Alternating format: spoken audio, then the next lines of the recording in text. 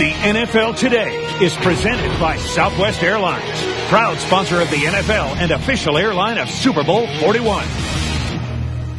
And welcome back to the NFL Today, where it's time for Visa First on the Field. The Steelers are taking on the Falcons this afternoon. So from our New York studios, let's head down to the Georgia Dome, where Jim Nantz and Phil Simms are standing by. Gentlemen. All right, JB, the Falcons about to take the field here at the Georgia Dome. The Steelers coming to Atlanta to take on the Falcons. Hello, friends. Jim Nantz here. Welcome to Week 7 on the NFL. And this game so pivotal on each side. Just look at the standings for each team here and what a loss would mean as they're in highly competitive divisions. First, the Steelers in the AFC North trying to keep up with both Baltimore and Cincinnati. That win last week over Kansas City, renewing some hopes after 3 consecutive losses, while the Falcons trail both the Saints and Carolina in that competitive NFC South. Michael Vick about to come out. So too is my man Phil Simms. He's here. And Phil, what about this game? So attractive, so pivotal for each side. Yeah, Jim, it's exciting. I think for the Pittsburgh Steelers, they played so well last week, they just want to keep that going. For the Atlanta Falcons, Michael Vick says last week's loss to the Giants, the most disappointing loss of his careers. So we got the makings of a good game. And speaking of Michael Vick, he was well discussed earlier on the NFL Today. He's got all of these rushing totals on record pace for a quarterback, over 400 yards already on the season. What's your take on Michael Vick? Well, there's my take, Jim, that he is never going to live up to the hype. No matter what he does, unless he wins a couple of Super Bowls, it's not going to make the fans and the media happy. Michael Vick, he's running the football better than any quarterback in history is running it. Everybody wants to see him throw it more. I think today he will throw it more, and maybe most importantly, get his receivers in rhythm and make them part of the game. But the biggest concern for Atlanta coming in, their defensive front banged up. 2 starters are out, 2 former Pro Bowlers, Abraham and Coleman, and Kearney is going to play, though he's not 100%. And when they all got injured in the second half last week against the Giants, Tiki Barber just tore them up, and the Giants came from behind to beat them. Well, you know, the formula is easy. You're the Giants, and you see their defensive line is basically standing on the sidelines. You start running the football, and they just manhandle this Atlanta Falcons defense. So if you have all these injuries, what are you going to do to give yourself a chance to win today? Well, you change up. So the Atlanta Falcons are going to crowd the line of scrimmage, put as many defenders up there to stop the run, and they want to make Ben Roethlisberger throw the football down the field to beat them. Well, Roethlisberger threw the football last week with great precision. After 3 straight losses, Ben came back, threw a pair of touchdown passes in the rout of Kansas City. Looked like the Ben we saw the past 2 years. All the Steeler fans are happy. Big Ben is back. And Bill Cowher, I think, said it best. He was standing on the sideline, and he says, I looked out on the field, the timing and the rhythm of the quarterback and the receivers, it was so good, it put a smile on his face, and they want to try to keep that going here today. You know what's going to be fun to see today? Polamalu on the field at the same time as Michael Vick. Vick can run all over the field, and certainly we've seen through the years, Polamalu certainly can cover so much ground as well. I think Troy Polamalu might be the most dynamic defensive player in the NFL. That play, that was last year in the AFC Championship game. He just made plays that you just don't see defenders make. And we talked to the Steelers, and we're going to see Troy Polamalu matched up a lot with Michael Vick. He's going to be near the line of scrimmage. He's going to be looking at him, and he's going to chase him wherever he goes. You know, last week, Polamalu was chased from behind and tackled by the hair by Larry Johnson. No penalty. You can do that. But in pregame warm-ups today, he tied up the hair, pulled it inside the helmet. So a different look. We'll see if he has that once this game gets started. Let's go to the Dell Direct Game Points and tell us what you see here, Phil. Well, for Pittsburgh, they want to do what they did last week. They want to establish an identity that they can throw and run the football. For the Atlanta Falcons, all the injuries, can they plug the holes? That's going to be the key for them today. For your Dell Direct Game Points, log on to CBSSportsLine.com. Big Ben's ready to go. So are the Falcons. It's coming up on CBS after this word from your local station.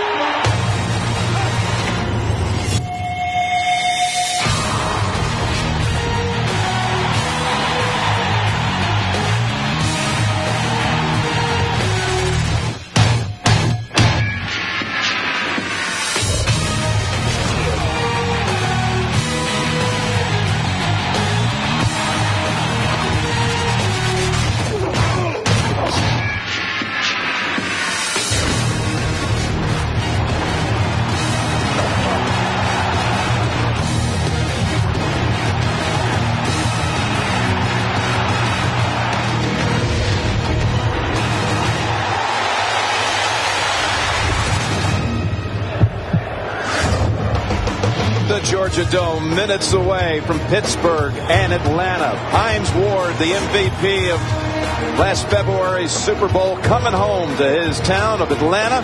The Steelers and the Falcons will kick shortly. This game brought to you in high definition by Sony. And we'll have it for you on CBS when we continue in just a moment.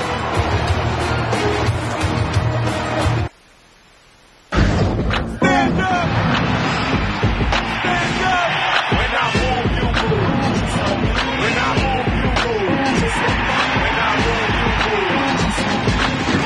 Hey, DJ, bring that back. Stand up! Atlanta will receive the opening kick from Jeff Reed. The Steelers, including the Super Bowl victory over Seattle, have won their last 9 matchups. Their last 9 matchups against the NFC. It has to go all the way back to 2003 when the 49ers beat them. There's Allen Rossum, the dangerous return man for the Falcons, who last week squandered a lead here at home of 14-3. And the Giants come back and exposing that injury-riddled defensive front behind Barber to beat him during the last 24. Now it's Rossum. Past the 20, past the first wave. And then he's brought down by Ike Taylor. Michael Vick brings out the offense. An offense that leads the league in rushing, is last in passing, but because of Vick, this running attack, best in the league the last 2 years. 2-to-1 yardage on this season, rushing versus passing. A change at left guard with Lair out under suspension. Claybo's first career start. And perhaps the most underrated back in the league, Warrick Dunn, pound for pound, as tough as they come in the league. Averaging this season over 100 yards a game. They'll begin at the 27. Straight running play with a flag. And it's Vick after only a yard meeting a wall of Steeler defenders. Ron Winter is our referee today. Illegal formation. Offense, number 72 is lined up on the end of the line of scrimmage. 5-yard penalty. Repeat first down. Meeting the Steeler defense, a defense that has not allowed a single point in the first quarter this year. The only team in the league that can boast that. Hampton plugs that middle. Sensational linebacking core and an underrated player on their side as well with Larry Foote. In the secondary, McFadden starts. Townsend hobbled with a hamstring but will play. He is active. You may have noticed Joey Porter is sitting down again today along with James Harrison as Arnold Harrison gets a second straight start. And it's done again, this time only for a yard. Hampton the first to hit him. And Phil, what might we expect when the Falcons have it?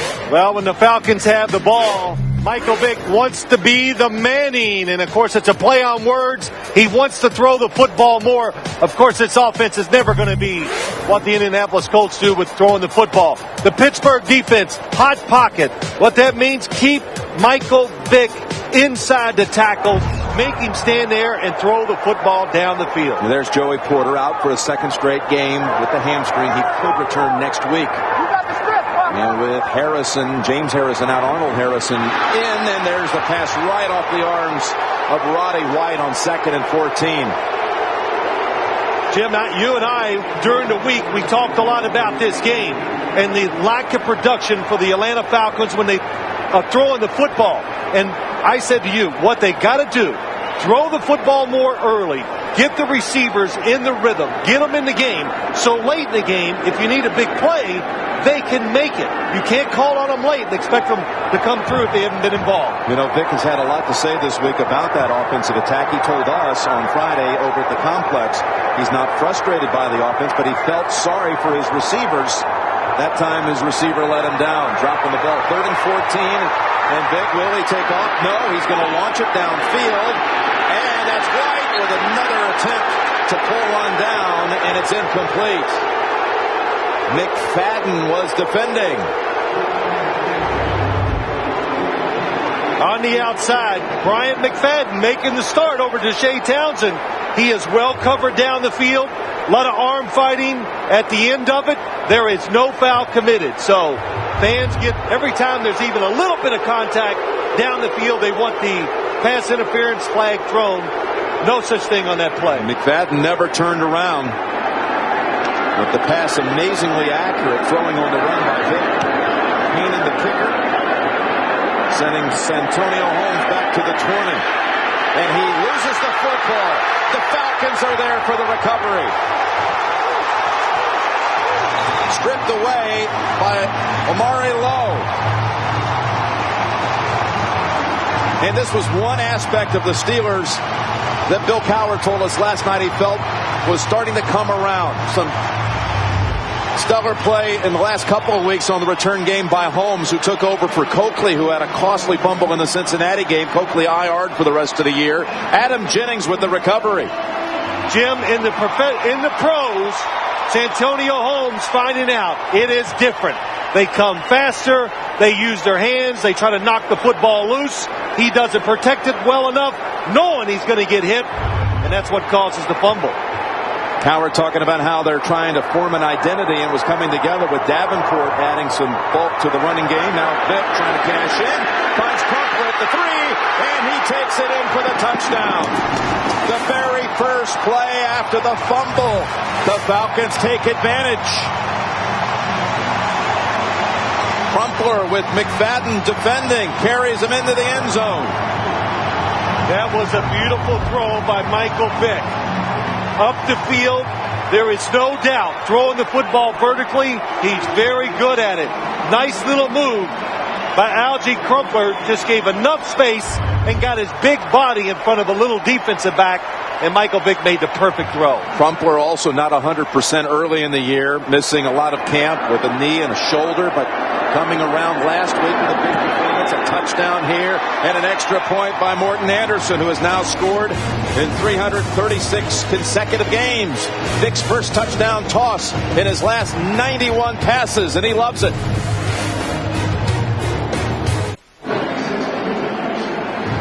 Crumpler's second touchdown catch of the season. He was the Falcons' next pick after Vick. In the 0-1 draft, they came in together. What a chemistry they have. And Crumpler, 3 straight Pro Bowls.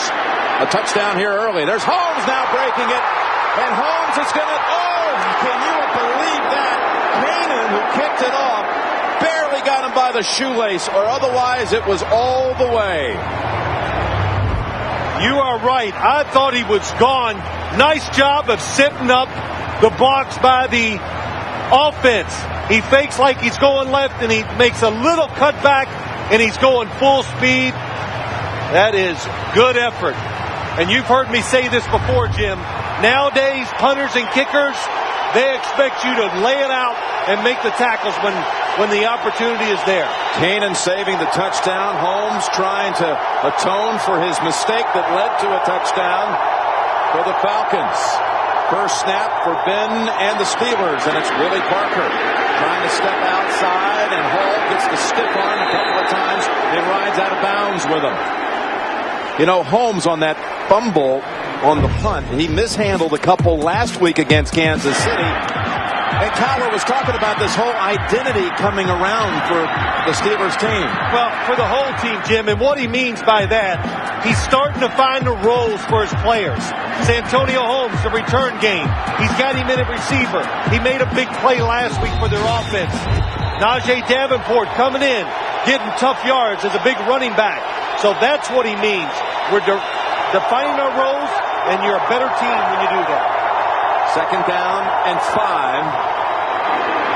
Set up the screen, and it is almost intercepted. Wow, that was suspended in the air for a long time for Michael Boley. Make no doubt what this Atlanta Falcons defense is going to do. Look at the defenders coming after Ben Roethlisberger. Look at everybody at the line of scrimmage, and Roethlisberger throws it blind. And Boley is surprised, almost makes a terrific catch. Look at Alan Faneca playing DB. He knocked it out. That's what saved the interception. Third down and 5. Holmes in Washington and 4 receivers for the Steelers. Haynes flanking the quarterback. Stacking receivers, expecting man-to-man. They don't get it. Pass, zip, pull down Holmes. First down at the Atlanta 40.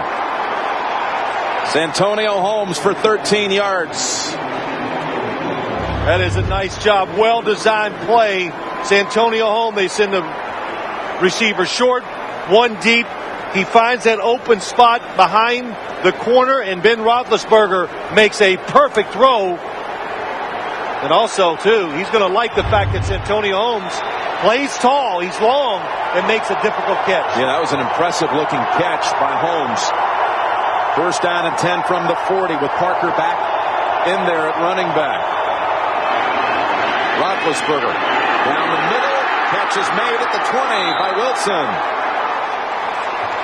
Ben Roethlisberger, 8-0 in his career against the NFC, had his best performance completion percentage-wise of his career last week. 84% against Kansas City. On the line, Simmons starts. Kemoatu will also see action there. And Hines Ward coming home. He requested 70 tickets to take care of family and friends here at the Georgia Dome. And as always, the Steelers with a big turnout on the road. Running play, set back 4 or 5 yards as Parker runs into the arms of Grady Jackson. This Falcons defense best in the league in terms of shutting down the quarterback rating of the other team. That was Jackson on that tackle for a 5-yard loss. Hartwell returns for the first time in a year, injured in October against New England last season. He's back for the first time. And Hall, in the words of his coach, Mora, not sure if there's anyone playing better corner than D'Angelo Hall. He's rare, is what he said. Second down, 15. Roethlisberger off the hands of Miller. Very catchable ball. How about what the Steelers have it, Phil? Well, no surprise here when you talk about Pittsburgh's offense. They want to run it. And I go, really? Because Atlanta last week just got trashed by the Giants and Tiki Barber. For the Atlanta Falcons defense, it is a mass unit, and so far we've seen they are crowding the line of scrimmage and winning the battle up front early in this game. Third down and 15, back to the 4-receiver formation, and Haynes, the third down back.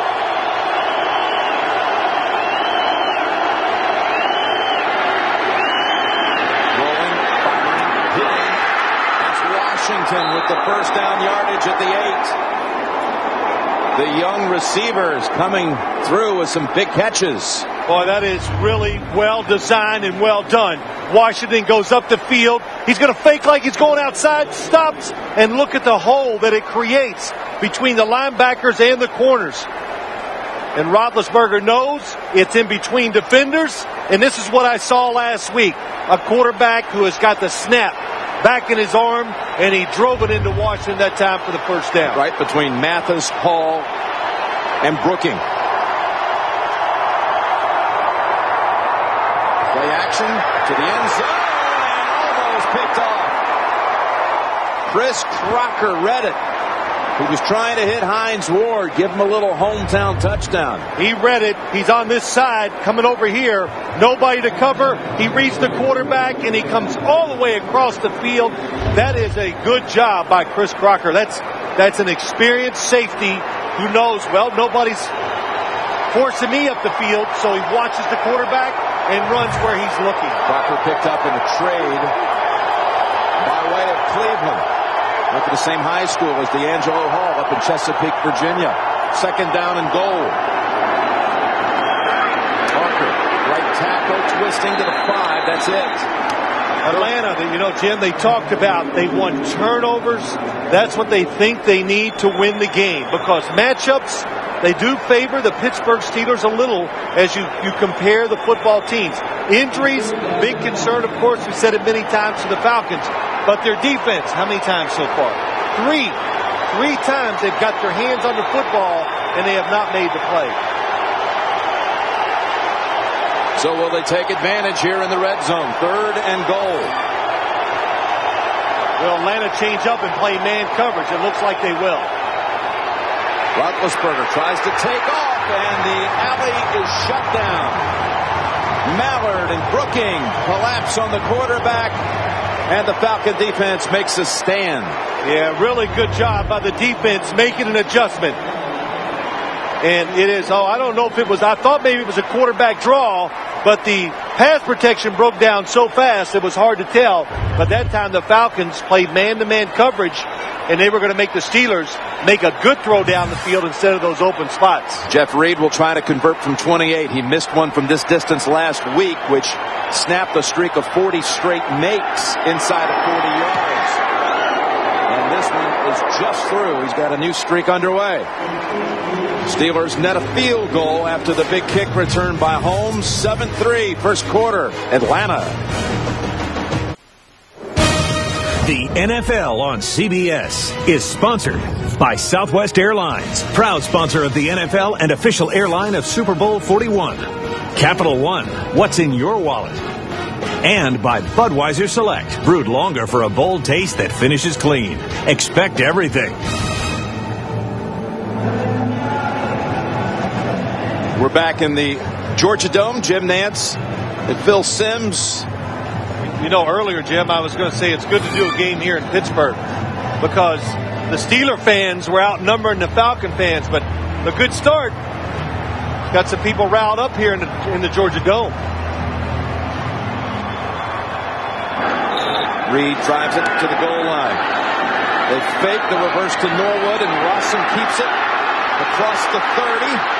A big return for the Falcons this time, and he is grabbed around the shoulders all the way out to the 46. We'll give him 45 yards on the return, and the Falcons offense is set up in golden position. Froze him with that, and Rossum took off to near midfield.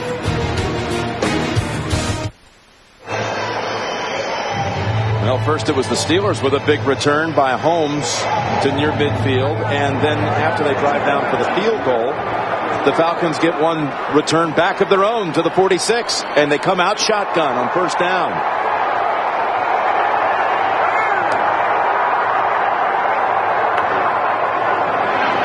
It's done on the carry for 4 yards. I mentioned the opening that Polamalu was out here in the warm-ups, had his hair pulled up inside the helmet, but it's free-flowing as always once it's game time.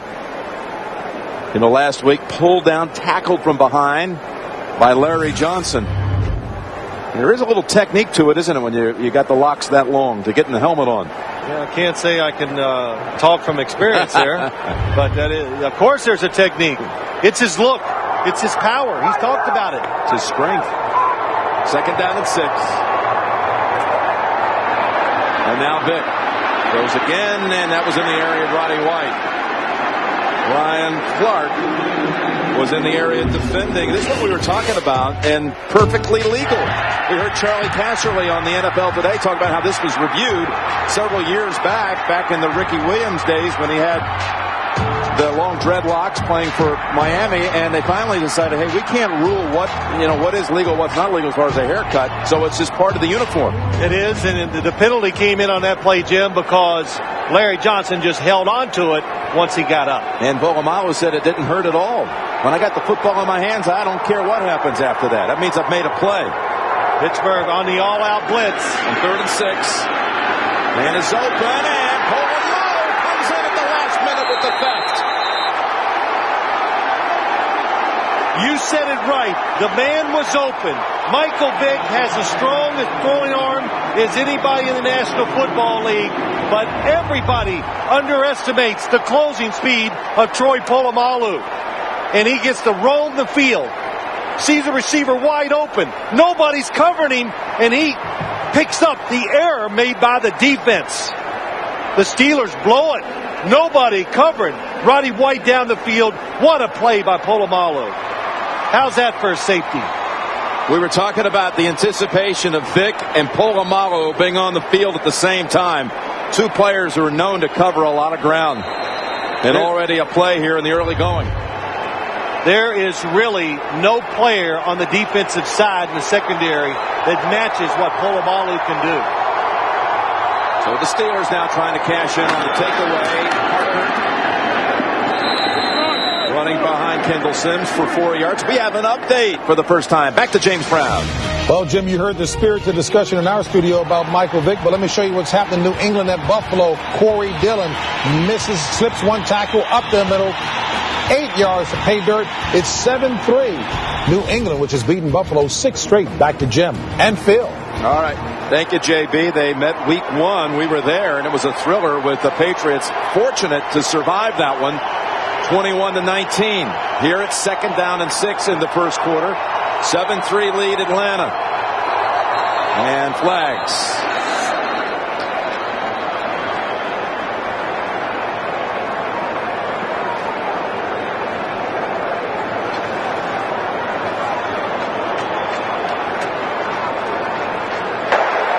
Neutral zone infraction.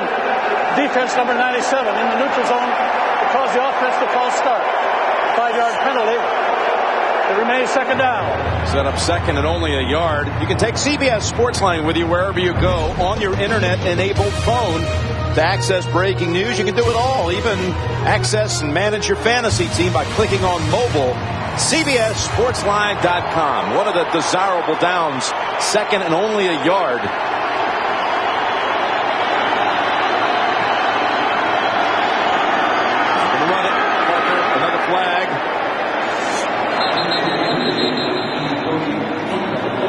Brooking came up to make the tackle.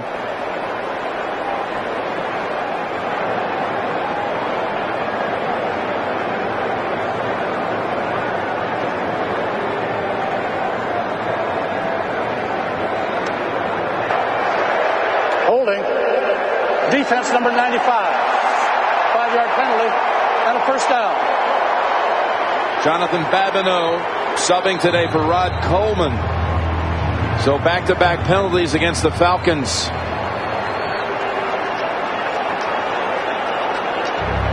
D'Angelo Hall, number 21. Heath Miller, big tight end. Don't turn your back. Like boxing, always protect yourself. From the 49, 1st down. Plants the feet, fires it beautifully for another 1st. That's Cedric Wilson for 16. You said to Bill Cowher last night, you know, what's happened to Cedric Wilson? I think he said, well, we'll just show Jim Nantz that we can get it done. 2 catches in the first quarter. This is a tough play to run in this league right now, where receivers come across the field, the quarterback fakes one way and rolls out, because everybody does it. So defenses are used to covering it. Pittsburgh doesn't do it that often, and everybody's afraid of the running game, so that's why it worked for them. Wilson had 9 catches through the first 5 games.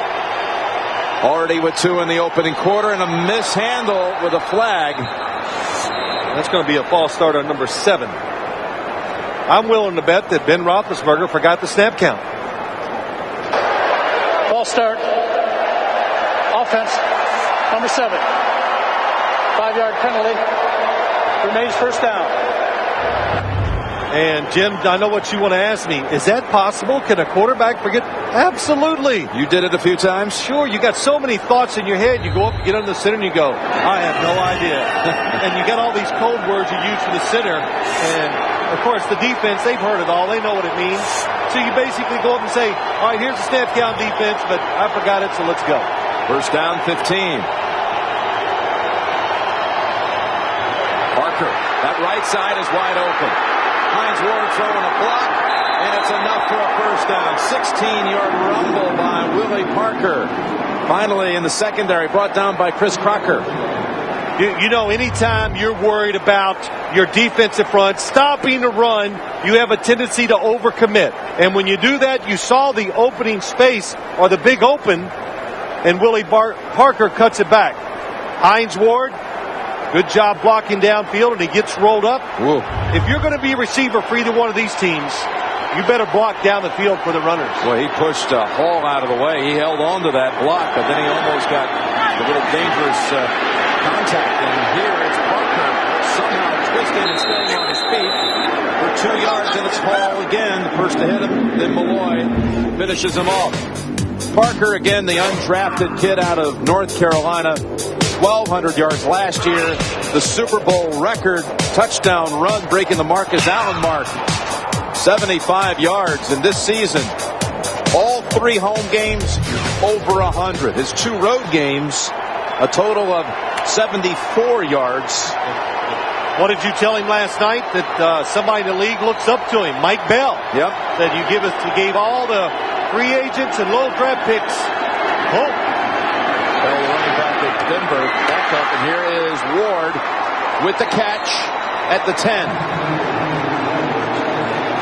Everybody says when they play the Pittsburgh Steelers, well, we're going to make them throw the football to beat us. Well, I always want to go, do you remember last year? Do you remember the playoffs and the run to the Super Bowl?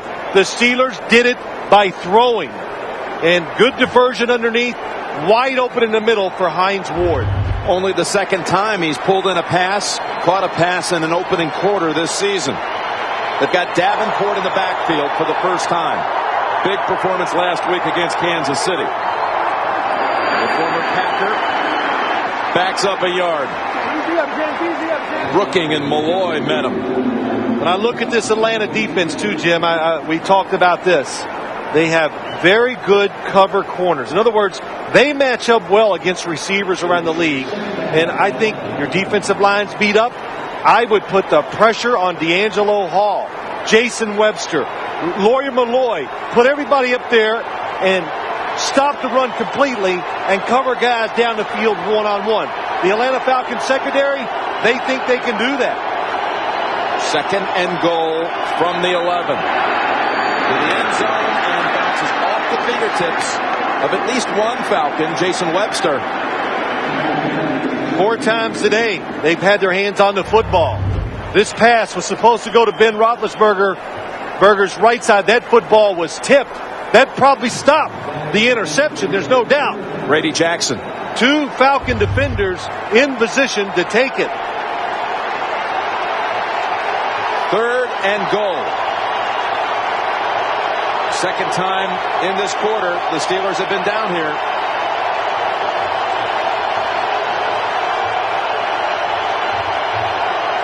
Falcons are going to play it safe.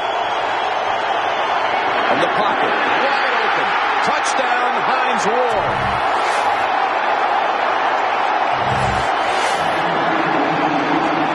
I'd say that was a little more than a little safe, and no pressure on Roethlisberger, and nobody covering Hines Ward. Watch the second. They split. Nobody gets underneath it. Lawyer Malloy says, oh my gosh, that doesn't look good, but he's too late getting there. He can't cover up. The lack of coverage.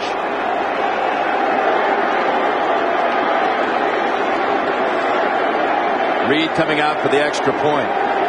You know, Ward, when he scores a touchdown, depending on the opponent, he'll mimic if it's the old Inky Shuffle, and he'll score against the Bengals. He'll do his version of it. Remember the old Dirty Bird down at the Jerry Glanville days?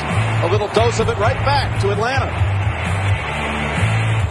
You're watching the NFL on CBS, home of Super Bowl 41. The NFL on CBS is sponsored by Ford. Bold moves, they happen every day. And by Dell. We don't make technology for just anyone. We make it for only one. You. Dell. Purely you. Hines Ward with the touchdown catch. He grew up a Falcon fan. Attended games over at Fulton County Stadium. Thought he was going to be drafted by the Falcons, but Atlanta took another wide receiver, Jamie Sherman, just ahead of him in the 3rd round. He thought that pick was going to belong to him, but he got snagged away earlier. And look at the run back. This time they do hand it off to Norwood out to the 30. 32-yard run back. Roethlisberger, who was old favorite, Hines Ward, to take the lead early. A sweet touchdown for Hines Ward coming back to Atlanta. Got a huge following here up in the stands, some 70 strong. His days as a Bulldog, he did it all, including starting at quarterback for a season. Little receiver, big-time returner.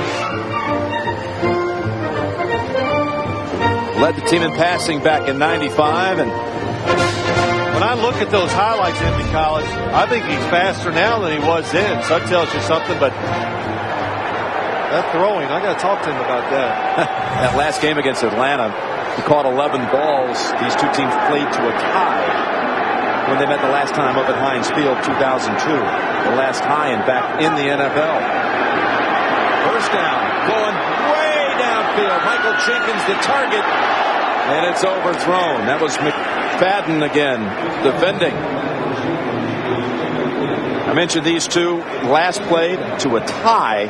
It's the last tie in the last 2,095 league games. How about this throw? Yeah, let's I just want to talk about the throw. What yard line is he on there? 25. 25, and it wasn't even a lot of effort to the 12. So it's 37, 63 yards with like nothing. It's not how far he threw it, it's how high. Don't tell me you were a math major at Morehead State. I was. That was impressive. Now done. After 4 yards. There was one class I didn't fall asleep in, Jim. Oh, that last meeting between these two. Michael Vick, in the final 8 minutes of regulation, 17 unanswered he led them to. On to overtime. This is the last play of overtime. Pass caught by Burris, and he is stopped inches shy. The game ends in a 34-all tie. Again, the last in almost 2,100, last tie, 2,100 league games. And the Steelers have the distinction now of having the last and the first tie game since the overtime rule was applied. It's a gain of only 3 yards. It'll bring out the punting team for the first time, or second time.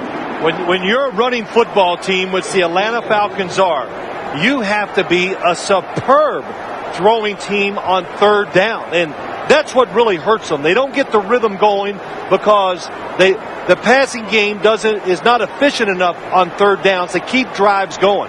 That was a good situation. New wrinkle with the run, didn't fool the Steelers, but again, you got to pick up a lot of 3rd and 7s, 3rd and 4s with passes. Keenan to Holmes. Let's see if he has a chance to handle this one. For fumbling the first one. Fair catch made at the 12.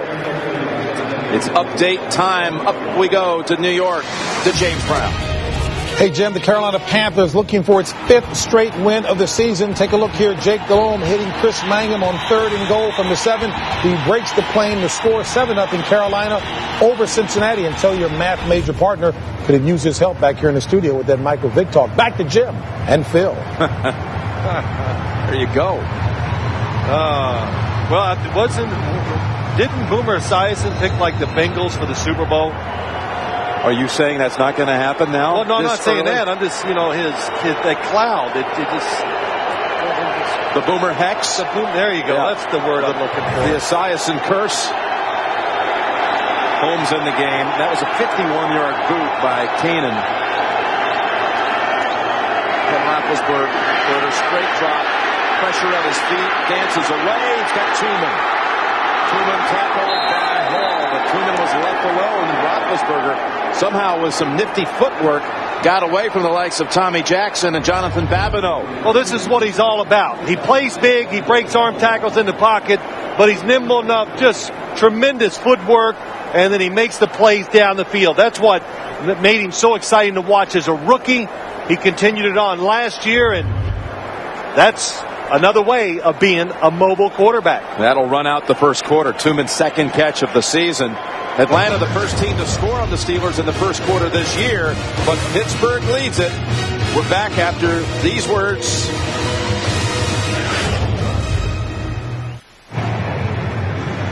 Well, Roethlisberger actually pitched a perfect first half. That 158.3 quarterback rating. The perfect rating, and pretty strong here again in the first. Decision making, it's been pretty good. He's made a couple he's got away with, but the physical part of his throwing, the rhythm, sitting on his feet, throwing in time to the open receiver, that has been excellent, just like it was last week. Jim Nance and Bill Sims as we start the second quarter. Steelers out first downing the Falcons 10-1. Again on target and a fumble. Ward fumbled, and it looked like the Steelers may have jumped in there to recover it. Heath Miller diving into the pile. Webster stripped it away, and it is Pittsburgh football in Atlanta territory. Wow. The Steelers love to throw what they call this inside route. It's called a skinny post. You fake like you're going up the field and you just barely bend it inside. Ben Roethlisberger anticipates the throw, puts it right on the money. I'd look at that if I was the Atlanta Falcons. And they've thrown out the red flag. Miller getting there before Malloy for the recovery, and now Atlanta's going to try to contest whether or not it was a reception.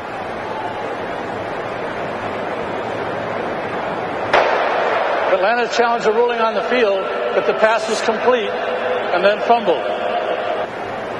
Did he make a couple of steps and a football move? That's what Ron Winter will try to ascertain when we come back. This play's going to be close. Roethlisberger, beautiful throw to Hines Ward. Up in the air, 1, 2. Ball comes out before the third step can hit the ground. Both feet have to be on the ground. We've heard it 100 times. We'll say it for the 101st. You've got to get both feet and make a football move. The defender is on his back. Well, what's your interpretation? I see the 2 feet down. Before the third step, the ball comes out. I would say it's a completion. I think it's pretty close. I'm going to go the other way. That it was so quick. Both feet hit the ground, and the ball comes out before you can really say what's the football move. 1, 2, ball's out. Well, the football move that he was being hit, and Jason Webster was draped all over. After review, the receiver possessed the ball, got 2 feet down, therefore it's a completed catch. First down. Atlanta is charged with a timeout. And like I said. Yes. Yeah, like you said. Really though, too. It is so close. The officials know the little fine points of the rule and know how to interpret it better than us, or me. Look at this. Since the Crumford touchdown, 1 play after a fumble recovery, 149 yards for the Steelers, 11 first downs, only 11 yards by the Falcons since that time. And they jumped in front quickly. Parker bouncing around and falling backwards to the 40. That pass play to Ward was the 8th completion by Roethlisberger. And all of them have been for at least 10 yards or more. The Steelers have such an identity on offense. They run it. They make you come up and crowd the line of scrimmage a little. And then that last throw we saw to Hines Ward, they throw it inside like that. They throw it outside because they make you honor the fact that who they are. And it's every game they repeat almost the same plays, and it works because they're willing to keep running the football. As play whistle dead, you had a glimpse of Ken Wisenhunt, the brilliant play caller and coordinator for the Steeler offense. False start. Offense number 86. 5-yard penalty. It remains second down. For Wisenhunt, he too is coming home. Georgia kid who started Georgia Tech and played for the Falcons from 85 through 88. And he said some things about Ben Roethlisberger last night. And we talked to... Here he is right here playing for the Falcons. He left Georgia Tech, by the way, his second on the school list in receiving yardage. Let's see what he'll call here on second down and 9. Got it away just in time. Pump fake, fire. Holmes inside the 30, slicing to the 27. Hartwell drags him down after 18. I think a lot of questions are being answered. And again, talking to Ben Roethlisberger last night, he said it. There was a difference last week. He was happy to be playing before because he was healthy. He said, last playing the Kansas City Chiefs, he realized you got to go out and compete. You got to be tough. And it's almost like a fight as a quarterback when you go out there. He got that attitude back. It showed in last week's game, and he has definitely carried it over to the Atlanta Falcons. Came on at the right guard position, and that's a gain for 2 for Willie Parker. Well, the Atlanta Falcons, I thought they would blitz him more than they have. They came after him early, almost caused an interception. And then as the game goes on, look at the space and look at the time that he has to throw. And if you're playing zone defense, you can see, you can step into it, and he is driving the football in right into the chest of the wide receivers. Second down and 8. Here comes the blitz. Got to cross him up with a run. Parker dropped now from behind. Foley tackles him near the 19. Third and short coming up. And they're not real fancy either when you look at the Steelers. I told you what they like to do in the pass, but they create enough uncertainty. They fake the reverse. We know they got all the gadget plays. They throw screens. So that's how they diversify and keep you off balance on defense. And it's, again, they've been doing it since Bill Cowher has been the head coach. We'll call it 3rd and 2. The long 2.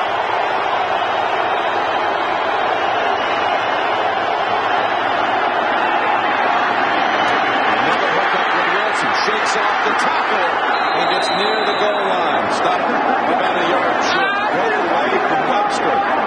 Well, this is the play again. He can throw it to the right side, but he looks out to his left. He knows he's going there the whole way. Did you see? He hit his back foot, throws it on rhythm. Again, a staple of their offense. He predetermines. He sees the corners off. Nobody's going to get underneath it. And you know why they're good at it? They do it every day in practice. They do it in every single game. Wilson had not been in on a play in this series until that one. And a timeout called by Cowher racing down the sideline. That was impressive. Pulled a hamstring. He'll walk it off, and we'll take the break. The NFL on CBS is sponsored by Silver Star Ultra Headlights from Sylvania. See farther, see wider, see better. Geico, where 15 minutes could save you 15% or more on car insurance. And by Cadillac, life, liberty, and the pursuit.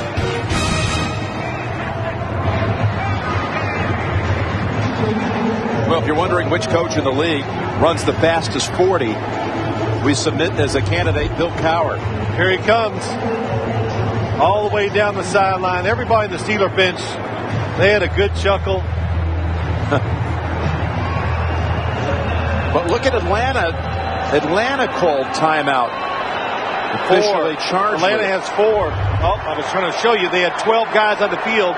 That's why they called a timeout. So Pittsburgh got lucky. First and goal.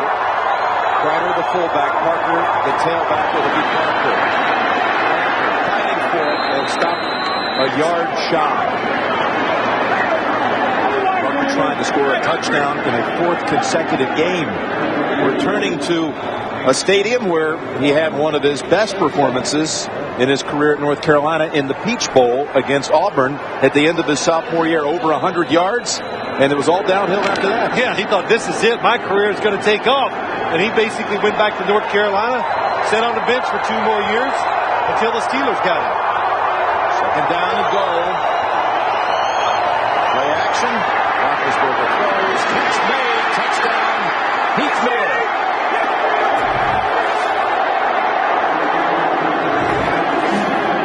That's when you know a quarterback is in rhythm and he's synchronized with his receivers, because I'm watching this happen in real speed and I'm going, oh, don't do that.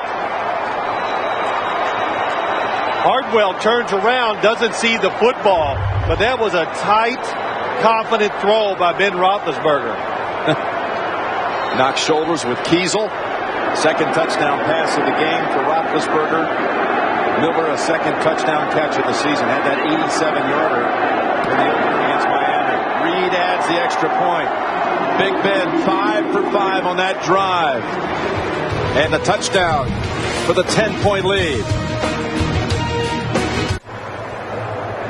We're back. Miller with the touchdown. 60 minutes tonight. It's considered the biggest heist in history. And I'm not talking about your contract, Phil. It's hundreds of millions of dollars. And where can you find one of the key suspects? Tonight on 60 Minutes. So you found out how much I make, huh? Hundreds of millions of dollars. Makes you jealous. I don't blame you. You deserve it. I thank you. I'm not jealous. Couldn't make it as a player, so I'm trying to make it up now. Don't tell my wife. Sorry, acts like I got it. So to the goal line to Rawson. Rawson takes the pitch to the 25. Well, Phil, you remember Super Bowl 34 right here at the Georgia Dome. Tennessee Titans taking on the St. Louis Rams. Eddie George had a pair of touchdown runs for the Titans. Isaac Bruce from Warner, 73 yards for a score for the second half lead. And it came down to the end. Dyson stretching it out. Mike Jones saves the game with the tackle at the 1. Rams win it. And there it is. That's the end of the field. To our left. 105 days to go to Super Bowl 41 in South Florida, and we will be there. Norwood in the backfield for the touchdown, and the rookie jammed right away by Hampton, and also Aaron Smith. Some Steeler fans and Falcon fans mixing it up today. You see the terrible towel. Again, it's just astonishing at times to see how the Pittsburgh faithful are able to secure these tickets in an opposing building. There's Joey Porter. He's got his own towel. I got to tell you, I'm proud of them. I really am. We went to the hotel last night to see the Steelers. They got a welcome like this I've never seen. Fans are everywhere. Second down and 9. Over to Norwood. That's after the 31. Third down, coming up third and about 4. We go to New York for the update. Hey, Jim and Phil, I know playing at home helps the play, but boy, what has happened to Kansas City playing extremely good football? Larry Johnson slipping tackles, 11 yards to pay dirt. The point after is no good, but a 17-point lead in the second over San Diego. Back to Jim and Phil. Wow, I know the Steeler fans are saying, is that the same Kansas City team we saw last week? That same Larry Johnson we held to 26 yards on 15 carries? The Steelers running around really can't find out what they're doing. Come up with a quick stick. But tremendous athletes cover up for mistakes. How about that? You can sit up here and watch many games. Have you seen a defender that can close and make plays quicker than Troy Polamalu? That's 2 today at least. Oh, and the other one, we didn't do it justice. It was maybe one of the best defensive plays I've seen of the year. The interception of a receiver who nobody covered down the field. Atlanta unable to establish any kind of rhythm on offense. What are they going to do today? You know, we'll talk about it, but they got to find a core group of plays that they can make work.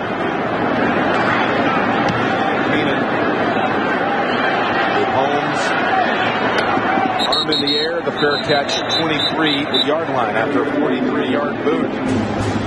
We talk about South Florida. The Steelers would love to be there to repeat. They've already done it twice in franchise history. Repeat it. The NFL on CBS is sponsored by Cisco. Welcome to the Human Network. Cisco. And by Chevrolet, America's brand. Chevy, an American revolution. Yeah, you're looking at pictures from the Georgia Aquarium, which opened 11 months ago, the largest aquarium in the world, right across the street from the Georgia Dome here in downtown Atlanta. The Steelers offense so impressive here in this first half. A carryover from last week, but now they fumble it on the exchange, and the Falcons recover with Michael Vick.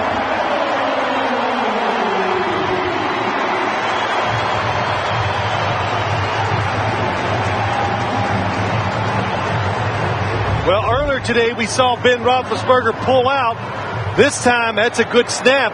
It looks like either he was not ready for it or he just didn't grab it. His bottom hand did not flex like he was expecting the football, so. Well, the last time they fumbled, the Falcons, on the very next play, scored the touchdown. Vick to Crumpler. Same formation. Will they go for the quick strike again? Play action. Vick dancing around, rolling out. Now he rushes for the first time today. And is out of bounds at the 22. As I watched him on the sideline, Ben Roethlisberger see his bottom hand. He definitely got caught. He was not looking for it because all quarterbacks flex their bottom hand. In the case of Roethlisberger, it was his left one. So the snap Caught him off guard. Is this another case of a forgotten snap count, perhaps? I'm not laughing because it's not funny, but it could be, because we saw him talking on the sidelines. Lee is in as a receiver. Atlanta, 2nd down and 7.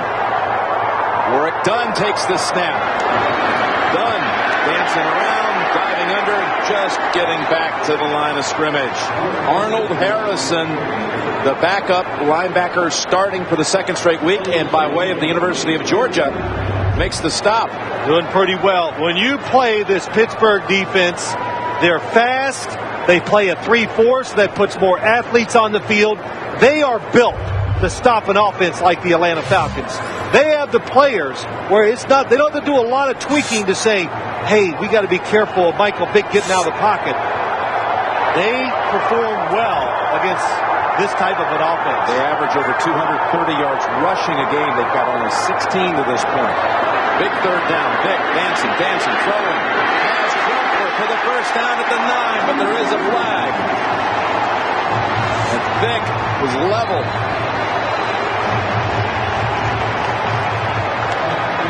I believe it's going to be against Chad Brown, roughing the passer.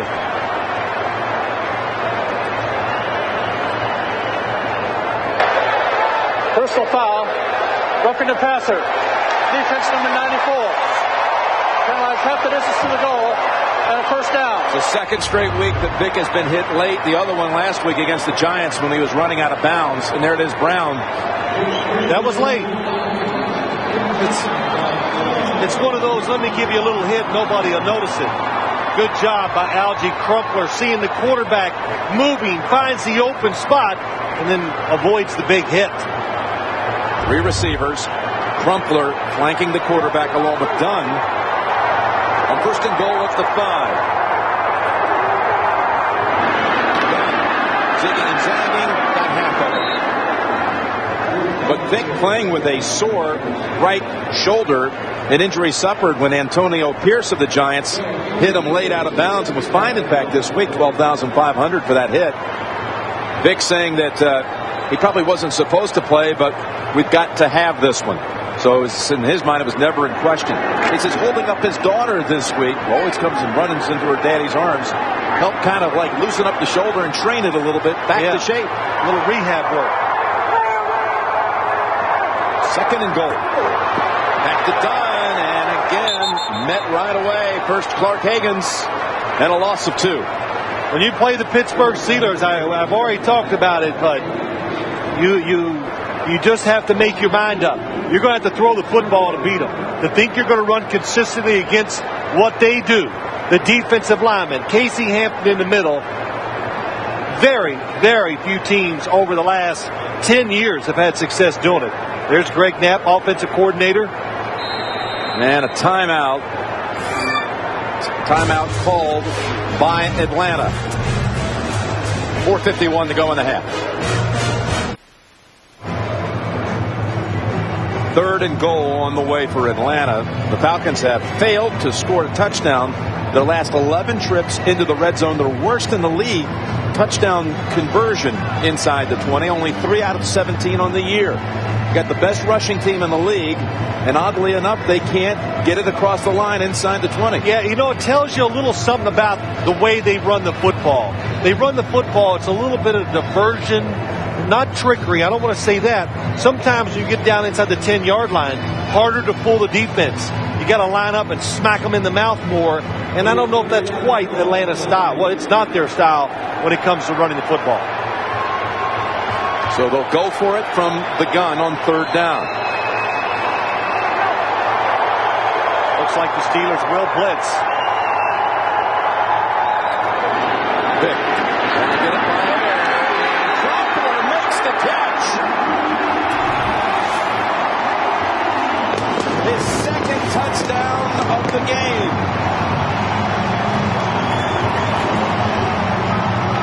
That play resulted in a touchdown because Michael Vick just put everything he had into getting this football to Algie Crumpler before Larry Foote can get there.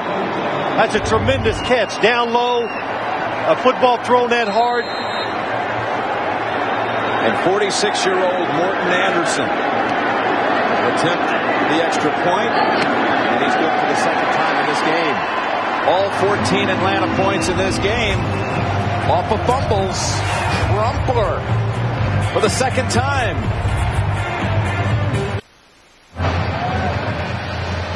Coming up, we've got the Spread halftime report. We'll go back to the studio, back to James and Dan and Shannon and Boomer, all the latest scores and highlights. Take you around the league.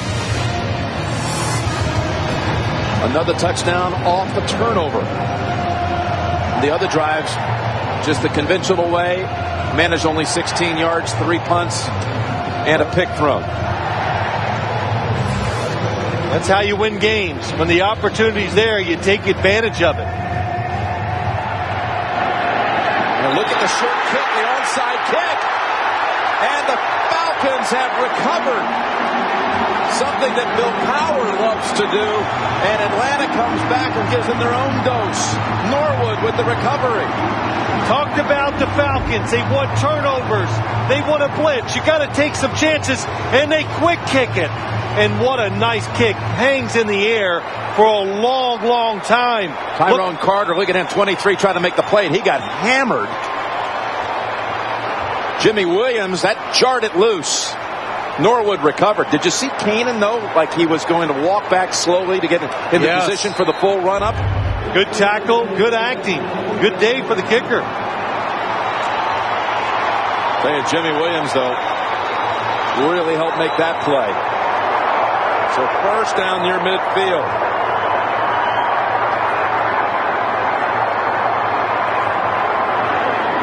Straight drop. Vick batted up into the air, incomplete. That was Brett Kiesel. You know, Jim, go back, look at the game so far. The Falcons blitzing a little more than they usually do on defense. On special teams, what have they done? They faked the reverse. They ran the reverse. So they're doing a lot of different looks to the Pittsburgh Steelers to try to get momentum, and they've done that. And then the onside kick really caught them off guard.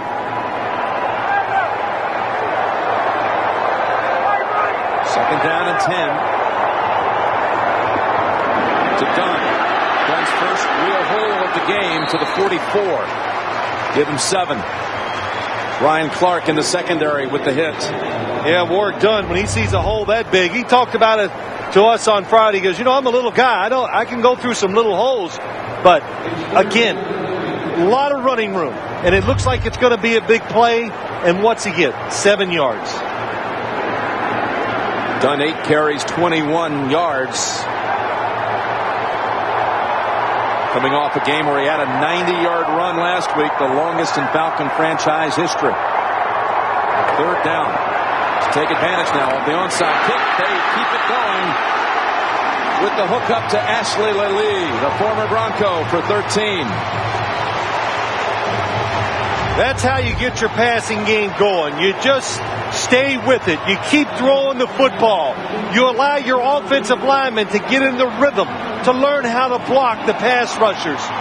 Believe me, it's a lot easier for the quarterback to throw once he's thrown a higher number of passes, and maybe most of all, the wide receivers.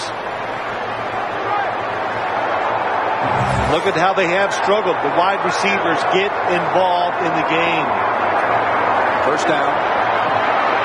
Vick fires and a flag.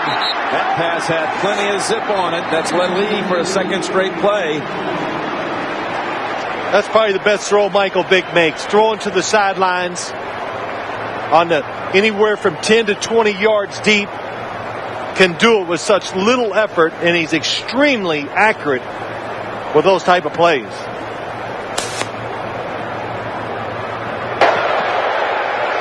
Illegal contact. Defense number 25. Penalties decline. Play results in a first down.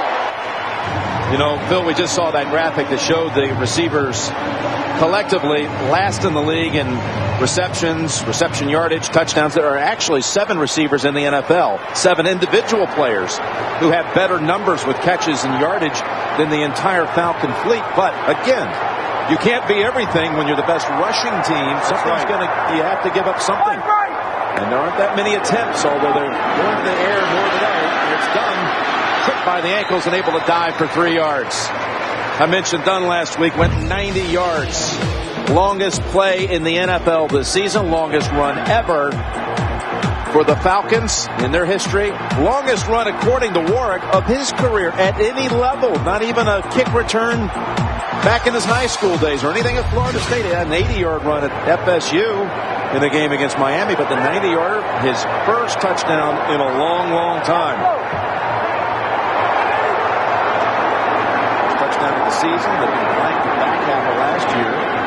Now Vick, second down, that pass too high as Crumpler was trying to bring down a third score of the half. That was Polamalu in the area. That was a good job by Michael Vick. Nobody open. That was basically a throwaway. And that's something he has done better this year. When there's nothing there, he's throwing it away. He's not running around trying to make the greatest run out of every pass coverage that covers his wide receivers. That he's taking less hits too, and that's one of the reasons why he's staying healthy and playing every single week. Vick has never had a 3-touchdown passing game in his 6-year career. Going for it right now, though. There's Jenkins, and he pulls down the catch with the flag. Touchdown, Atlanta. It's going to be against Pittsburgh. Deshae Townsend defending. What a catch with all that contact. They've never said he caught the football, have they? Yeah, the back judge under the goalpost signaled touchdown.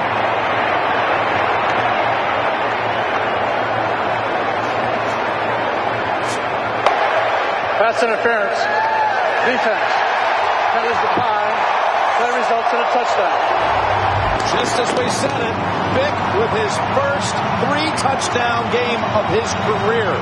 He gets them all here in the first half. What a pull down by Jenkins. Yeah, it was. Good read by Michael Vick. Nice touch on the football. And the fact that they're throwing it, they're getting in rhythm. The receivers getting used to running down the field and seeing what it's like. And Michael Jenkins makes an excellent catch. Falcons back from 10 down to take the lead by 4. 2 touchdowns in 2 minutes and 42 seconds. The onside kick, set it up. Jenkins brings it home, and Atlanta leads. 64th career game for Vick. He's never had an entire season played without an injury or missing some games, but nonetheless, 3 touchdowns thrown in this half. Yeah, and you know, Jim, a couple things is that, one, you've seen how happy he is because he wants this passing game to work. And it is about your ego sometimes. And he talked about it with James Brown. And they just got to make their mind up here in Atlanta. Sometimes you just got to come out and throw the football. It's not always about the run. This time, Kanan drives it all the way 8 yards deep in the end zone, touchback. Before this game, Vick had not thrown a touchdown since September the 17th, week 2, when he hit McCreary out of the backfield. And there's Greg Knapp, his coordinator. They're all sharing a good laugh. Yeah, they are. You know what? I'll say this, too. I thought our pregame guys, they did a really good job of explaining the situation down here in Atlanta. But also, as they were watching this first half, they were probably going, man, they were gonna be all over it about Michael Vick not throwing the football well. Well, you got to change your thoughts now. Been a very good first half throwing the football to the Atlanta Falcons. 1 snap before the 2-minute warning.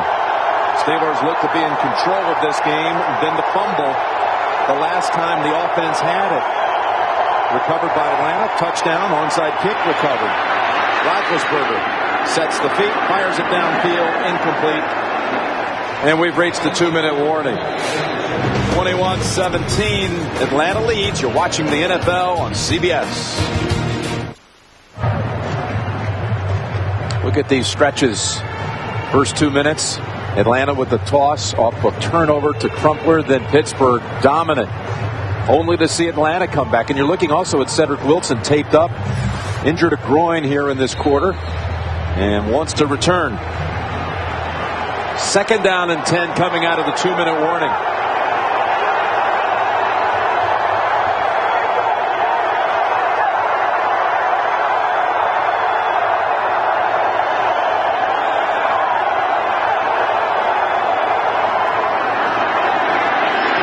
Roethlisberger to the 29. That's a yard shy of the first. Hines Ward.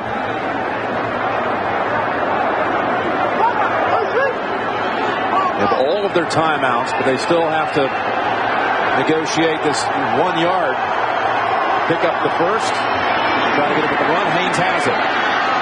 Haynes, by way of the University of Georgia, out to the 40. He rooms on the road with the quarterback Roethlisberger, and he got Ben's tickets to this game because he had his own family and friends to take care of, much like Hines Ward, who went around the locker room trying to gobble up all of his teammates' tickets. First and 10, Roethlisberger, open man. Morey with the catch. Morey in there because Wilson's out with that groin injury. We've got the Sprint halftime report coming up again. JB, Dan, Shannon, and Boomer with the scores and highlights coming up. Big first half by Kansas City. You'll see highlights. New England in front of Buffalo and Houston on top of Jacksonville and others. Wilson's back in there. If you play a defense that sits back and catches, well, you're not going to take a chance. Pittsburgh will march down the field. Pump fake, down the sideline they go. Pass caught by Holmes. Over the shoulder, beautiful grab. Jason Webster trying to defend. It goes for 36 yards. And if you blitz, you take the chances that Ben Roethlisberger, top of your screen, is going to throw a perfect football down the field to Santonio Holmes. Ben Roethlisberger says he's deceptive. He doesn't look fast, but he's always open and deep down the field.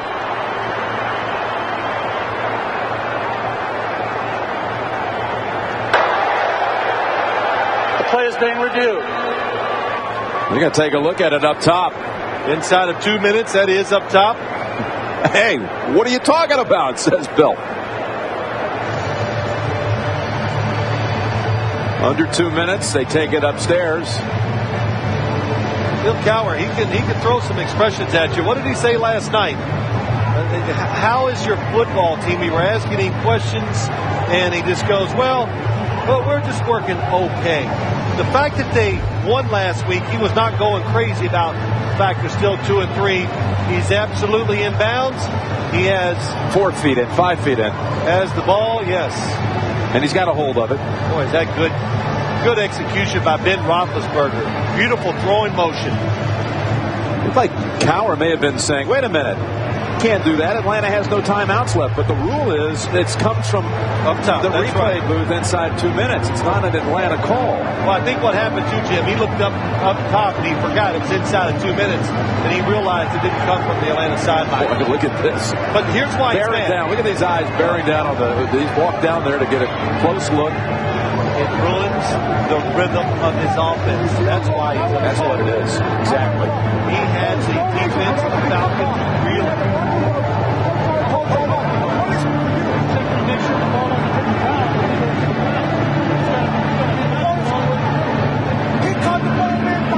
There you go, talking about probably the rhythm they had going.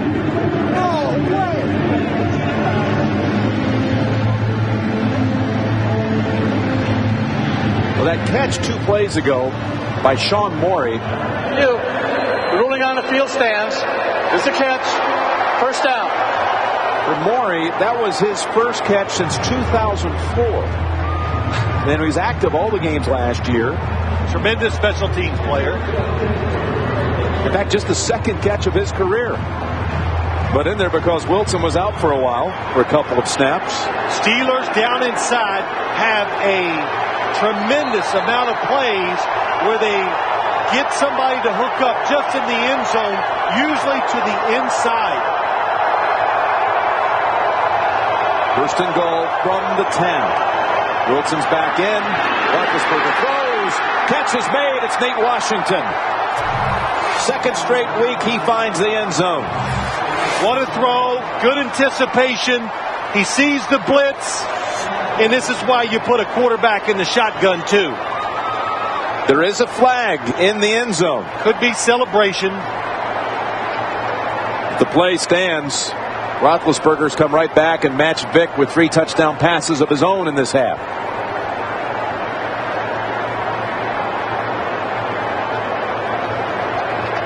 Well, that was really good recognition of Roethlisberger and the receiver knowing the blitz was coming. Offense after the score. The 15-yard penalty will be assessed on the kickoff. Tell you what, that's a big one with 58 seconds to go in the half. It would even be bigger if the Falcons had timeouts. But you might have a chance the way that Rossum returns it to get something up there near midfield. Nate Washington did not even have a catch all of last regular season. Caught one in the AFC Championship game against Denver. And now this season, TD in the opener against Miami, 47-yarder last week against Kansas City, and a 10-yarder today at a tiny Tiffin University in Ohio. Roethlisberger took the snap a little high from Hardings. And you know what, did you see he never took his eyes off the defense? He knew if they blitz, it's an all-out blitz by the Falcons. Everybody's coming. Nobody's in the middle of the field. They cannot pick it up, so he knows he has to get rid of the football quickly. And Nate Washington, nice job. Watch him catch the football, protect himself so the defender can't run through him and knock it loose. 6 touchdown passes in the game, 3 for each quarterback, and Nate Washington. And because someone joins in this case it's Hines Ward, it becomes a celebration penalty. Yeah. You can dance alone. That was an uncoordinated dance too, but everything is good when you score a touchdown. But the Steelers, the Falcons, were hoping their blitzing would catch the Steelers off guard because they haven't done it. And the Steelers practice against a 3-4. The Falcons are a 4-3. But I have done many, many Steeler games since I've been in this business.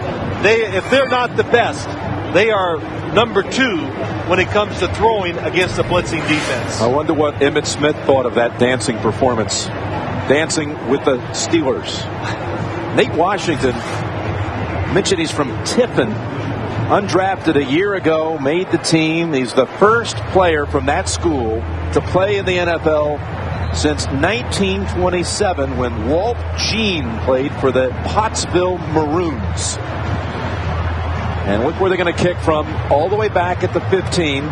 Rossum, meanwhile, is approaching the 20. And they may be able to do something here to get Morton Anderson out here for a try. A pass or two. We've got almost a full minute to go in the half. Plus, they also have the long-distance skills of Michael Kanan. We saw him last year here, Phil, connect from 58 yards against the Patriots. He'll go for anything outside of 50. Anderson inside of that. Falcons have been deceptive in the returns, making reverses, so this makes you more cautious as a tackler. Good driving move all the way back to the 11. Rossum takes off. Open space. 40, 50. And tripped by the kicker. That was a trip at the 40-yard line after a 51-yard return. Gotta think that's going to be against Reed.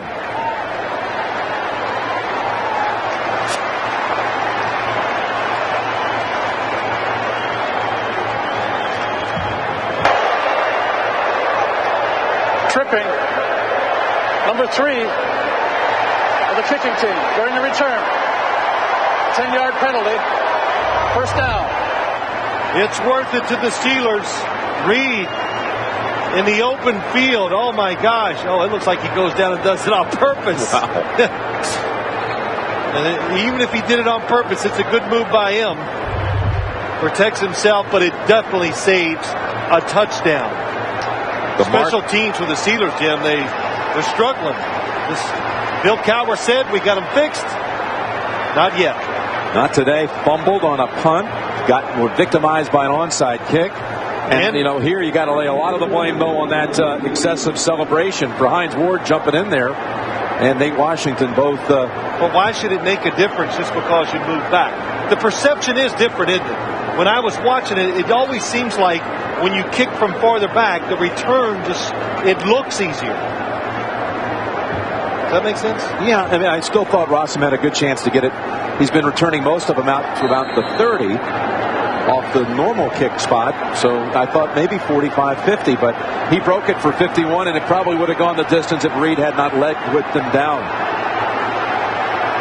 Steelers will probably play very safe and hope to keep Atlanta just to a field goal attempt. 28-yard line in a thrilling first half. Vick underneath and picked. Right off the fingertips of Dunn. And James Ferrier has a second interception of the season.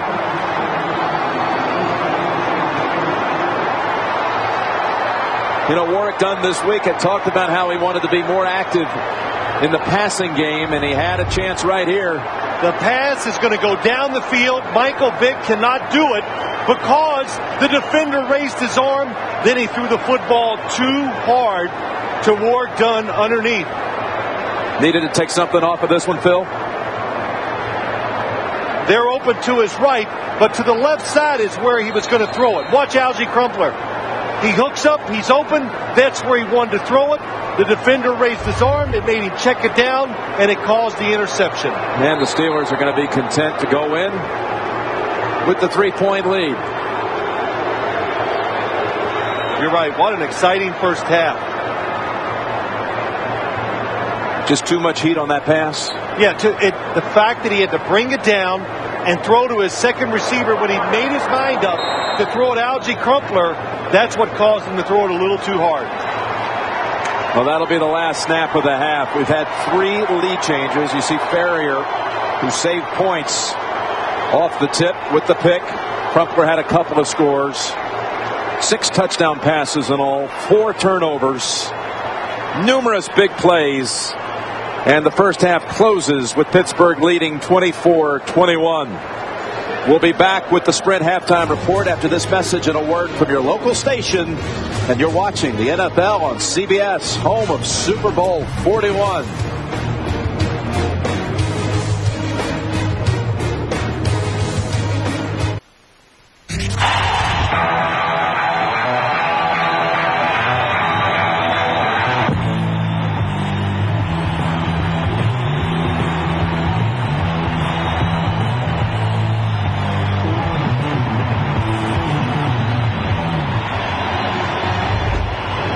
How many times did we see the momentum shift in that first half? There was a point where Pittsburgh led 17-7 and had possession. They were not being stopped. You thought they may go down the field and lead 24-7. They fumble right away. Atlanta scores, then recovers an onside kick, scores again, only to see the Steelers. What a great first half of football here. It was exciting, and, you know, you look at it, the Pittsburgh Steelers did a lot of things well. The Atlanta Falcons, they got some breaks. They created some for themselves. They're taking chances. All the stuff they said they needed to do to beat a really good Pittsburgh Steelers team. And in that first half, the 6 touchdown passes combined, that equals the most in any full game this season in the league. And it's the first time since a Tennessee-Oakland game back in December 04 where there were 6 in the first half. As you see, 278 total yards by Pittsburgh. Atlanta not even half that, with the rushing totals way off of what they're accustomed to. Of course, Vick has come back and picked up more yards through the air than they're used to around here as well. This game brought to you in high-definition television.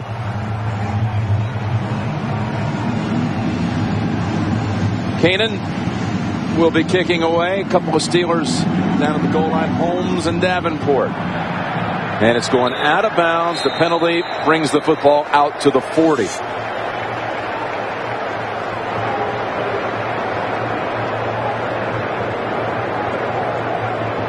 The ball is placed at the 40-yard line. First down. In this game, after a Santonio Holmes fumble on a punt, Atlanta recovered, and they were able to strike right away to Crumpler for the lead. Back comes Ben and the Steelers. They had a field goal, then the touchdown to Ward for the lead. Went up 10 right here. Roethlisberger to Miller. Then Crumpler hauling in a second score. After the onside kick, Jenkins with Vick's 3rd touchdown pass. Roethlisberger gets his 3rd. With that last one to Nate Washington. In the pocket now. Pocket collapses. He had time. Nothing open downfield. And the Falcons have a sack. Coverage was tighter that time by the Atlanta defense. And Ben Roethlisberger, he just was wanted to throw backside to what you saw in the first half, the Hines Ward to that route inside up the field. Watch as he breaks to the inside. Ben Roethlisberger does not like the look, pulls it down, and Atlanta gets the sack. Nothing really worked for the Atlanta Falcons defense in the first half. To make it go in the second half, I think the defensive backs need to have an outstanding half, and they need to cover extremely well. Chauncey Davis in on that last sack. Kearney as well on the reverse. Washington pummeled. And again, no gain. Webster and Crocker combine on the hit. Got to play all out. When you know you're undermanned, we talked about it, Jim, in the first half. The Atlanta Falcons missing defensive linemen. You've got to take some chances and play with reckless abandon. That time they did it on the reverse. Nate Washington hobbles off the field. That's Ed Donatel, defensive coordinator. Bloody nose maybe for Nate Washington. Sean Morey back in. He's in a slot to the right. 3rd down and 10.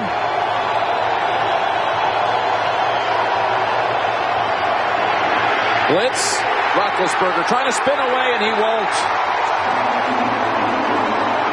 Mallard gets to him. Babineau as well. A loss of 9, and that's the kind of defensive stand the Falcons needed to establish to start the second half. All-out blitz. Look at it. Everybody coming. Roethlisberger saw it, but there was nowhere to throw the football. The coverage across the field, you see them, they're biting, they're a little tighter, the defensive backs are. That will make it more difficult to throw it down the field for the Steelers. Good change up by the Falcons.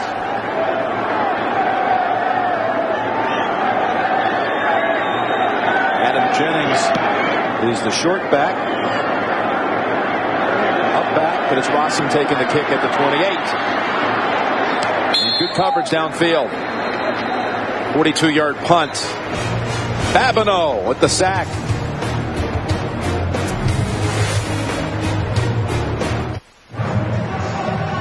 Throughout the week, you can log on to NFL.com, and already you can vote for the 2007 Pro Bowl teams. Don't need to watch the full body of work. Send somebody to Hawaii now. Go to NFL.com and take a look at Phil's column as you do.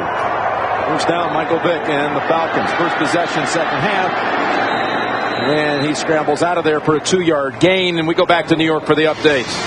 Jim and Phil, you guys know this better than me. Tom Brady and the Patriots just get it done. Take a look at Tom Brady hooking up 35 yards to Chad Jackson for a 21-3 lead. Now, Jim, I know Phil's a little hipper than I am, but I don't know what that dance is. But, hey, it's a score. 21-3. Patriots on top. Back to Jim and Phil. What do you call that? Thank you, JB. I don't know. It takes athletic ability, James, to do that dance. That's all I know.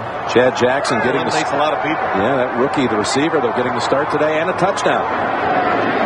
That's Lee at the 40. And he's denied the first down. We're going to go right back for another update. Back to you, James. Well, San Diego's Phillip Rivers capped a 7-play, 30-yard drive here, hooking up with the tight end Antonio Gates, wide open 1-yarder, narrowing the gap there with Kansas City, 20-13. That in third to take it back to Jim and Phil. All right, James here. The Falcons face a 3rd and 3.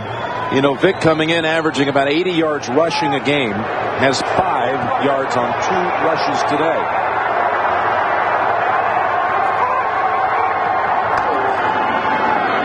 Done. Nothing there. Ferrier was coming up to close the gap. And Atlanta, just like Pittsburgh, will have to come right out and boot it away. Yeah, that was a big one there. You know, I thought there was no way Atlanta was going to run that football. I've seen enough. I don't think you can get it done on a consistent basis running against this Pittsburgh Steelers defense. I thought with Michael Vick under the center, it was going to be a play-action pass. Antonio Holmes at the 10-yard line. Angle kick by Keenan. Bounces at the 1 and stops. Well, did they down it in time? They're ruling it a touchback. You cannot touch the end zone line. They recovered it, but the body, arm, or leg was on the end zone line. That is a touchback. It was Jordan Beck trying to put it back into play. There's Beck. Falcons had a chance to pin him deep. The NFL on CBS is sponsored by Southwest Airlines, proud sponsor of the NFL and official airline of Super Bowl 41. The all-new 7-passenger Acura MDX, Acura Advance. And by Rocky Mountain Refreshing Coors Light, the official beer sponsor of the NFL. Pittsburgh will come out with its second possession starting at the 20, almost pinned back at the 1. Beck with the tip back into play. And watch, Phil, how close this was to being down. Michael Boley, he's on the end zone line. If you're on that line and the football's touching you, it's a touchback. Parker tries the left side, stacked up, driven back. Chauncey Davis, who was in on a sack on the last series, holds him to a 1-yard gain. It's been a good job by this Atlanta Falcons defense overall, stopping the Pittsburgh Steelers rushing game. This is not the same rushing offense that we have seen in the past of the Steelers. They've only had a few bright spots during the year where they've run it well. Well, they haven't done anything rushing on the road. In fact, at Jacksonville, the Steelers had a Cowher low 26 yards in that shutout loss to Jacksonville in his 247-game career at that point. Parker has been over 100 every game at home. And he's going to get yards this time, but it'll be third and about 3 coming up. Give him 6. Got the update. Back to James. Hey, Jim and Phil, Rondé Barber has Donald McNabb's number. Take a look here. A pass intended for Greg Lewis, picked off by Rondé Barber. His second today return for a score. This one, 66 yards. He's done it 5 times in his career, returned it for a score. It's 17-0 over Philadelphia. Back to Jim and Phil. What a story. Thank you, James. We were talking earlier how you can go to NFL.com and vote for the Pro Bowl. Go ahead and vote Rondé Barber in today. After that performance, 2 returns for touchdowns. 3rd down and short. Underneath. Miller trying to twist for it. How about the spot they're going to give it to him? Kevin Mathis had him wrapped up, but Miller would not allow him to lasso him behind the 30. It'll be enough by a half yard for the first. Good job by the quarterback, Ben Roethlisberger, and the tight end, knowing the situation, knowing how many yards you need. It's not much. That is an excellent job. You're right, Jim. 5 for 5 on 3rd down in this game. All converted for first. In fact, one of them went for a touchdown.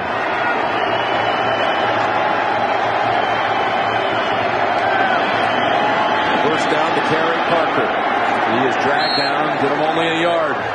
Lawyer Malloy on the tackle. And next Saturday, we're double dipping. Heisman hopeful Brady Quinn and the Fighting Irish of Notre Dame take on the Midshipmen of Navy. Then Chris Leak and the Florida Gators will tangle with the Georgia Bulldogs. We'll have Vern Lundquist and Gary Danielson in on that great rivalry, that annual tradition, Florida-Georgia doubleheader next Saturday on CBS. 2nd and 9.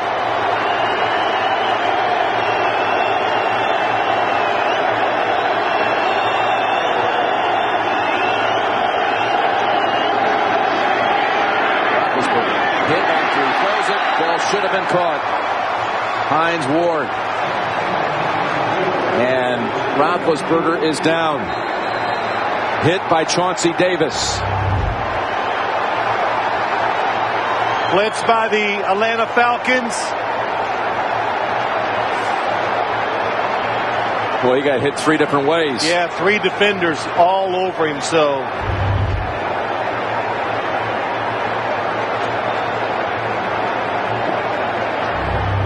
He really hasn't moved. It's Roethlisberger knows it's a blitz. He actually throws the football right on target, and he's given himself up. In other words, he knows he's going to get hit, so as he throws it, he kind of falls back so he can absorb the contact by the Atlanta Falcons. But the fact that there were 3 defenders around him, he just couldn't escape it.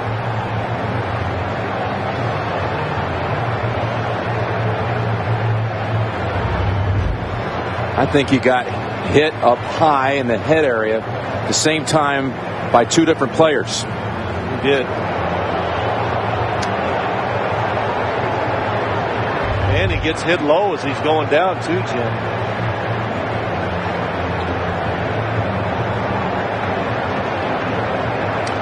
We'll be back to Atlanta in a moment.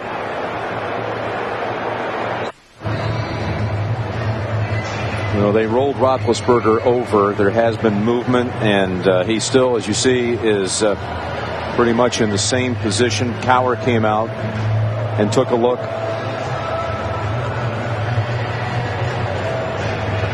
They've kept all the rest of the team a good 15 yards away.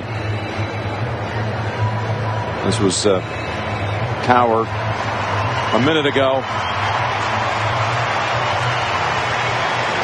He's squeezing the hand. You see that? Yeah, the good news is, Jim, we've seen his legs, his arms, the hand movement. Bill Cowher was talking to him. So those are all good signs. Well, this poor kid's been through, we all know he's been through so much here since June the 12th. When he had the motorcycle accident in the streets of downtown Pittsburgh.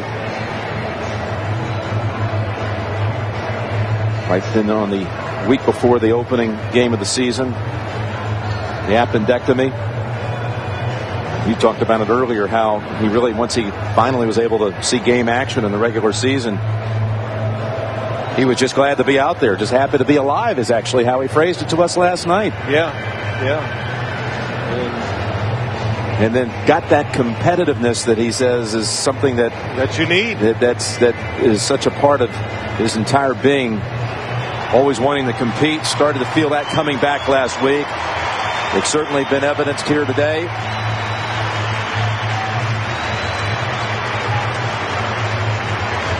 And there was a signal to get the cart, which was already positioned over on the Steelers sideline, that we don't need it. He's going to walk off. Yeah, you know, Jim, and too, you can see the blow to his head, and I'm just kind of watching if he's limping too, because all three of the defenders that hit him. It's the double whammy. Double whammy, to front and the head. back. Yep. And then Michael Boley hits him down by the knees and the lower leg. Kearney and Davis were the two, front and back, and here comes Charlie Batch, who had to step in week 1 for the opener in relief of Ben with that appendectomy, and called the service. He was superb. Talking about Charlie Batch with 3 touchdown tosses in the win over Miami. Do they hand it off, or do they let him throw as he comes right into the game? And right into a 3rd and 9. Fields the low snap. He's got pressure. He gets it away, and it was in the area, really, of Kevin Mathis. And there's a flag in the secondary. Keith Brooking was in there almost about to make a sack. One of the problems that come up when you're blitzing is that you get too aggressive sometimes. Holding. Defense number 27. 5-yard penalty and a first down. So if you know you're blitzing, you're one-on-one on the outside, and you just can't panic. That is, I'll tell you what, that's a tough call. That's more than tough. I thought Santonio Holmes actually had more contact with Jason Webster than the other way around. Gives the Steelers the first down at the 36. Tripped up right away. Parker fumbles the football, and Atlanta has it. Tried to make the move. Jonathan Babineau said no way. He strips it and falls on it.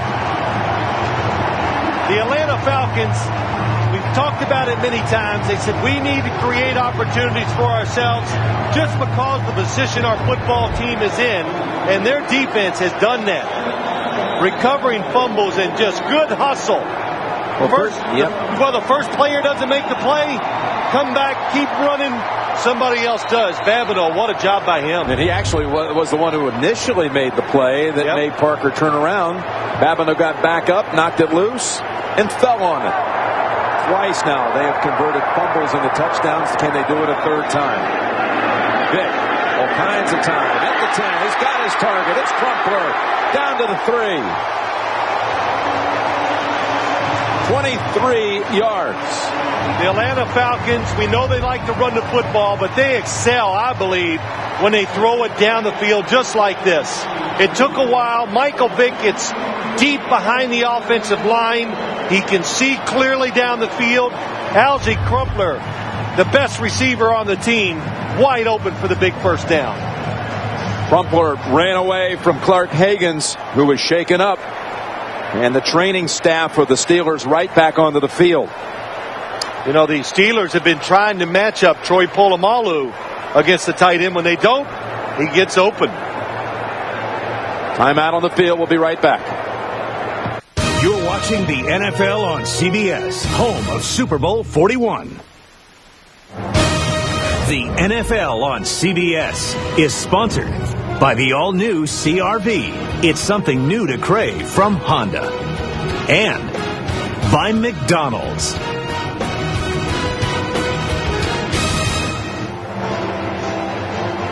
Back here in the great city of Atlanta.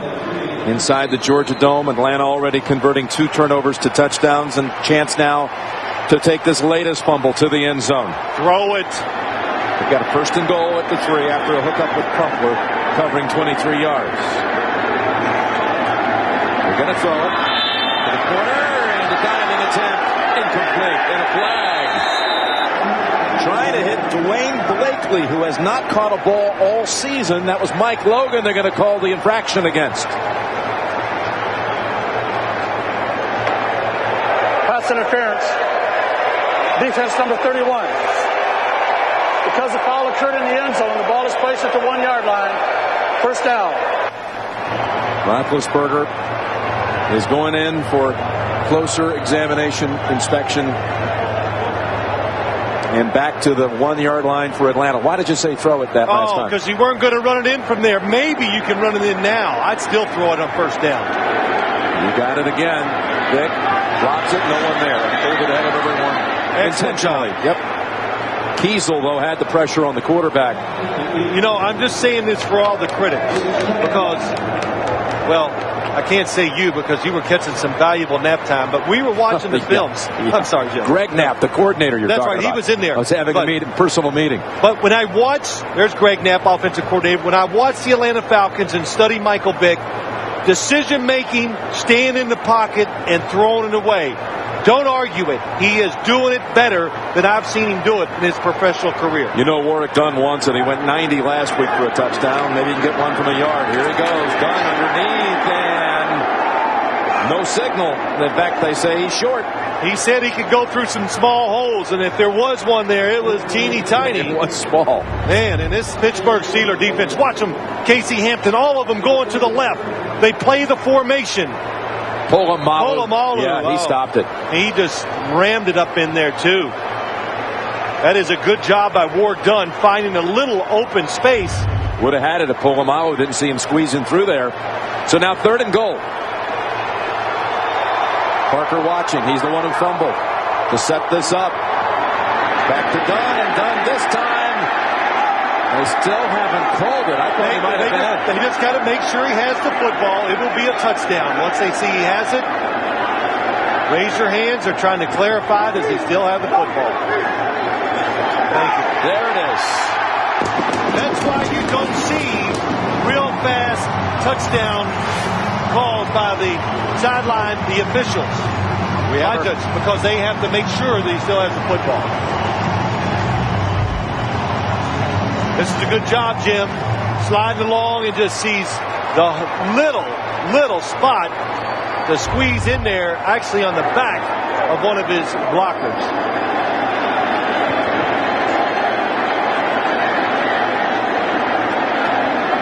So Morton Anderson comes out. We've got our 4th lead change of the game. I told you my Morton Anderson story. I helped for him in the Pro Bowl. Yep. He said, dude, just put it down. 46 years old. Dude. And you did, I take it. Just put it down. No spinning. Bill Cowher's going to challenge it. Oh, my goodness. Rolling down the field, but the play resulted in a touchdown. So they did not get the PAT, the snap soon enough to put it in the books. So did you put it down for Morton? Hey, I said, what about the laces, all that? He goes, I don't care, dude. Put it down. But Warwick Dunn, here's the challenge. I can understand why Bill Cowher did it. From the other replay we saw earlier, it's close, but it looked like Warrick Dunn. This is the good one. Watch. He's on the back of the offensive player. Well, no, he's not. I can retract that. Do you have any question about the touchdown? Yeah, there is some question in my mind, but I can't reverse it on what I saw. Of course, I'm so good at calling these things, right? We noticed that in the first half, didn't we? That's right. The two-step possession. Well, if it stands, Atlanta is going to be the beneficiary for the third time today of taking a turnover, converting it to a touchdown. You know, too, as I watched this game, and I said it, and you and I talked about it and said it earlier, Atlanta, you know, it's almost good they're playing a team where they just can't run it because it's forcing them to get in some rhythm and get their receivers involved and let Michael Vick drop back. Let the offensive line get better at pass protection. All those factors, so many things go into throwing a football down the field. And they've struggled at times. It hasn't been beautiful today, but they've made big scoring plays. And that's what it's about. You know, before Warrick Dunn's touchdown last week, it was 11 games in a row without a score going back to last season. Now he's got a 90-yarder in 1 week, a 1-yarder the next if this holds up. There you go. That's a good shot. He is across the line on that one.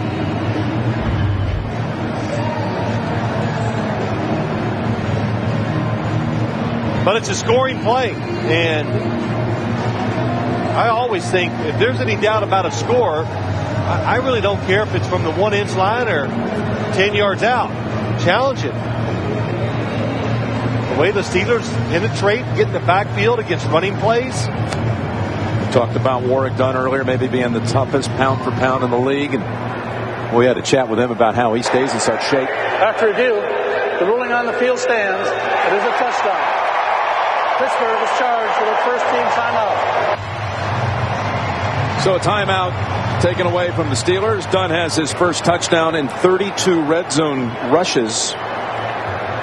He came into the league at 3% body fat. And what did he say? I've been drinking shakes trying to get it up because when you can't really compete at that level. Try to get fatter. How about that? Because you get cramped up. Not that I speak from experience. Jim Mora Jr., he knew it.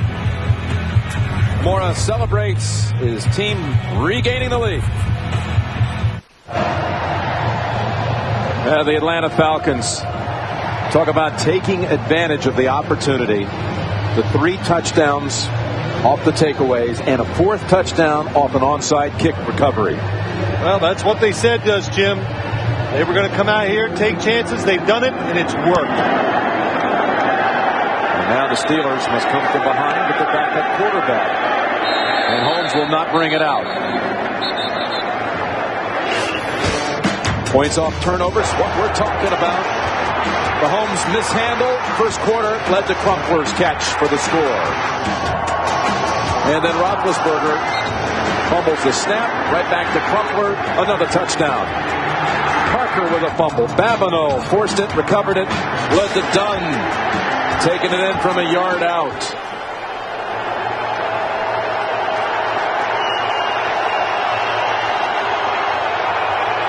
So Batch from the 20.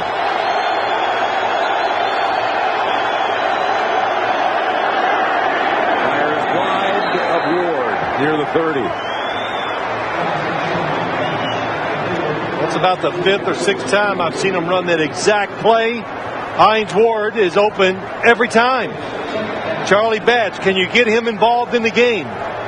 This is a tough spot for the Steelers.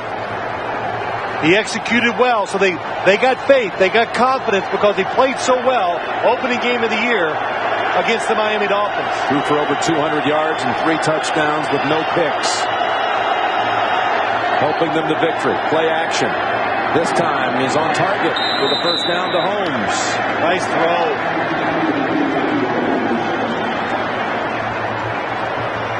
Charlie Batch, the longtime Detroit Lion quarterback, accustomed to playing in domes by way of Eastern Michigan, but really is a Pittsburgh homegrown talent from Steel Valley High School. It's overcome some injuries, and it really, I'm sure it put the Steelers' minds at ease how well he played opening game, because now they know. Parker, nothing doing. Now they know if something happens that they still have a chance.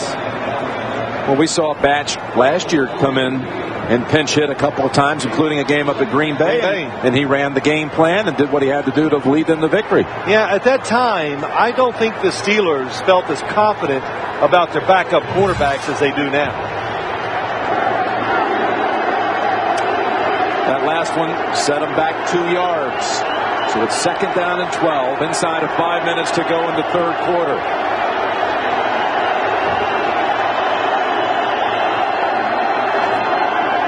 Again, fake into the line. Up top he goes. He hits Ward in stride. Finds Ward taken off at the 20. Tries to take the angle away. Ward dives for the pylon. Touchdown, Pittsburgh. What a play. He ran right out of his shoe.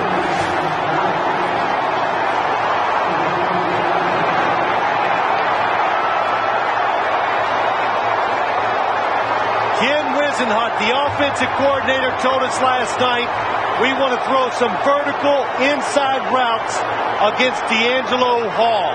He likes to play outside and chase you down the field and across. It opens up just enough of the lane. It was there. Charlie Batch, what a throw. Oh, man. Just as you said, there's a lot more confidence that Batch can now do things to contribute. Instead of going conservative, they trust him. You can see the play calling. They definitely trust what he can do. It's the longest play allowed by Atlanta this year. Hines Ward from Charlie Batch. Ward goes 70 yards, thrilling the 70 people who are here today as his guests in his hometown. Play action. He looked down the middle, looked it off, goes just right and throws it right on target. See his head looking down the middle? He knew he was going to throw this to Hines Ward to the right just by the way they lined up on defense. Look at the shoe come up at the 30. That is incredible. And Hines Ward is strong. That's the one thing you notice about him. D'Angelo Hall, good shot. Outside, doesn't have the quickness there to make it. Look at that shoe come off. You're right, Jim. It went flying. You know, I think Hall thought for sure he would catch him, but Ward's so savvy. Look at him take away the angle. Here's the shoe. He's just going to go ahead and kick this thing off now. He kicked it off. And you know, too, Charlie Batch, that is exciting stuff to come in the game and do that. And D'Angelo Hall told us, I will play off the Pittsburgh receivers because none of them can outrun me, and I can beat them to their routes. In other words, if they're going to run inside, I can stop and get there before they can. Well, not that time to Hines Ward. And again, it goes back to Steelers. If you play them a certain way, they're going to throw it vertical inside, and they are great at doing it. So Hines Ward with 2 touchdowns today, matching what he had in the season coming in. Rossum with a bobble, now takes off and swapped at the 25. Arnold Harrison. We've now got the word from downstairs from the Steelers that confirming what we already suspected, blow to the head to Ben Roethlisberger, and he's in for closer observation. You know, how about this? You're the Atlanta Falcons. You got the turnovers. You score. You're on top. The crowd's with you. Ben Roethlisberger gets banged up. He goes out. You're going, oh, man, we got the backup quarterback. Now we can get it done. And look what happens. That is emotionally, that is a lot to absorb in a short time. The Steeler fans so vocal, you can hear their chant of defense here in the Atlanta home stadium. Dunn pushed back by Polamalu. Ryan Clark had a hold of him. It's a gain of 6. You can start your Monday with one of the funniest ensembles on television, How I Met Your Mother. Tomorrow at 8, 7 Central on CBS. And again this season, it's America's most watched network. You know, every time I hear their promo, I go, there's about 8,000 things I'd like to say. But you know why I don't say them? Because I like my job. You talk about the last promo, that last show? How I Met Your Mother. Okay. Will you tell me after the air? Sure. Okay. And the short run. Larry Foote on the tackle. We had a visit with Larry Foote last night. He's a Detroit kid who was all fired up about his hometown, Detroit, being in the World Series. Had his Tigers cap on and had a lot of memories from his youth when he used to attend the games. His hero, his idol, he said, was Alan Trammell. How about that? Isn't that great to hear? From a hometown, idols, followed the pro sports. Used to sit out in batting practice and catch Cecil Fielder and Rob Deere home runs in batting practice in the outfield. Look at that pass. Had to be with that velocity, otherwise Townsend could have taken it for 6. It's Roddy White picking up the first down. If you're the Atlanta Falcons, keep it going. Keep throwing the football. It will open up plays, and that's a nice throw and catch. Probably couldn't have done that early in the game because the rhythm wasn't there. But what it will do, it gets the receivers, like we said, but also Michael Vick will get a better feel. His touch, and he'll know when to run. When you set it down, he'll roll it out, and plant and throw. Got his man, Lee. Lee spinning away from McFadden, is out of bounds at the 30. That one goes for 28. Keenan Forney is down all the way back at the 30, the starting right guard for the Falcons. Michael Vick, this reminds me of John Elway when he was with the Denver Broncos. Sprint to one side of the field, stop and turn and throw back across the field. It takes time, but it takes a really, really good arm. Lee down on this side is going to be here. Vick all the way here. Watch how the Pittsburgh defense goes flying to the left. Gosh, I might look at the space, the throw, the nice catch by Ashley Lee. Ashley Lee, accustomed to making the big plays, as Forney walks off the field going sideways. Right arm, right shoulder. Tell you, they're thin. Atlanta's offensive front. We talked about their defensive front with Coleman out today, Abraham out, but they brought in now Austin King to replace Forney at right guard. At left guard, we have Tyson Clabo making his first career start already. The wide receivers, look what they've done today. Hey, you just got to give them a chance. When you look at them, I'll tell you, these guys, they look talented. Big, tall, fast. Down the line, hard-earned 2 yards. Update time. Back to James Brown in New York. Kim and Phil, well, if LT can get it rushing, take a look. Hands are just as good. On 4th and 3, Phillip Rivers goes 37 yards to pay dirt, and the gap has been narrowed in Kansas City by touchdown, 27-20 Chiefs. Back to Jim and Phil. Yeah.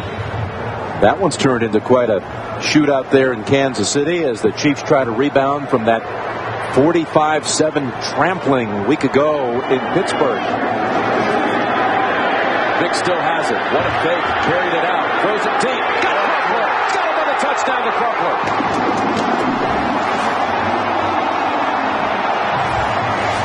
31 yards. Crumpler's 3rd score of the day.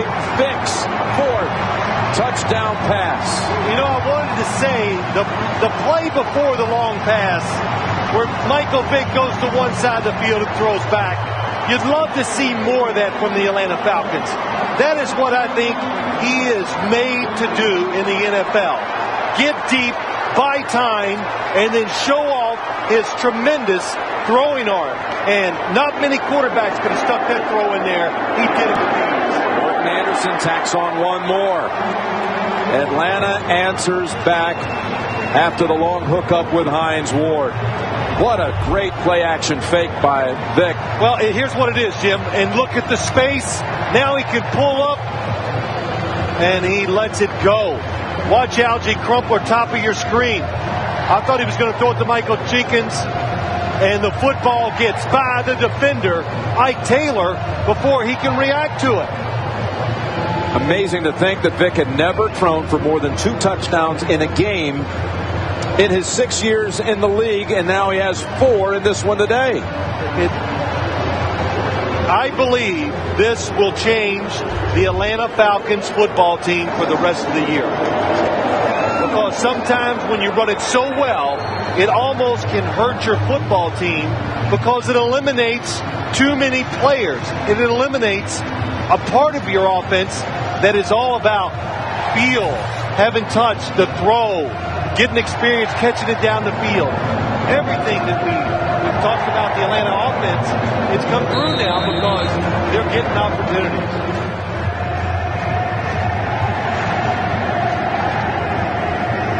We've had 8 touchdown passes in this game by 3 different quarterbacks, 4 of them by Vick, and this time they will run it out.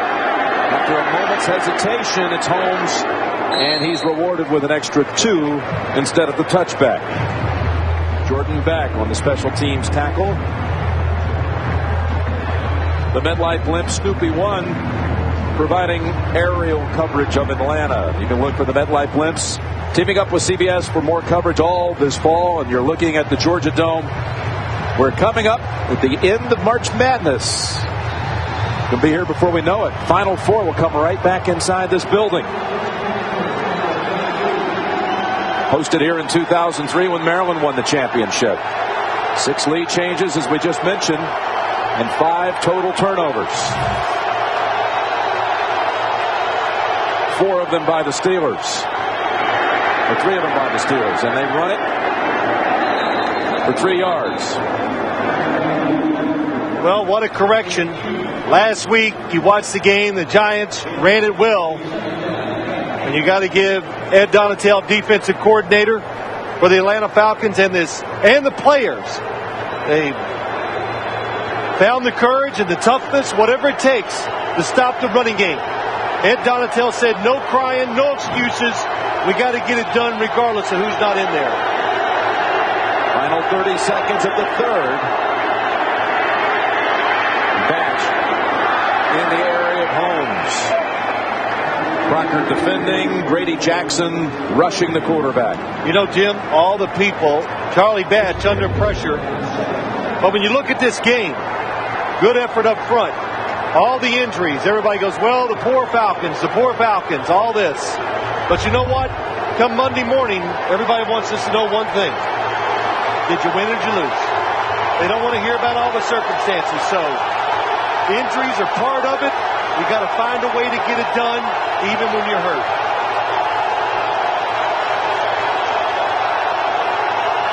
Batch faces 3rd and 7. He had Ward open, but he had to release it with the blitz. Well, too, I talked about it, but the Falcons have found out that they're just better served by just applying the pressure. And the strength of their defense, when John Abraham is not in there, is their cover guys. So keep putting it on them. They got to get it done. Something you seldom see. Look at this, 3 back deep. This will slow you down if you're coming down to make a tackle.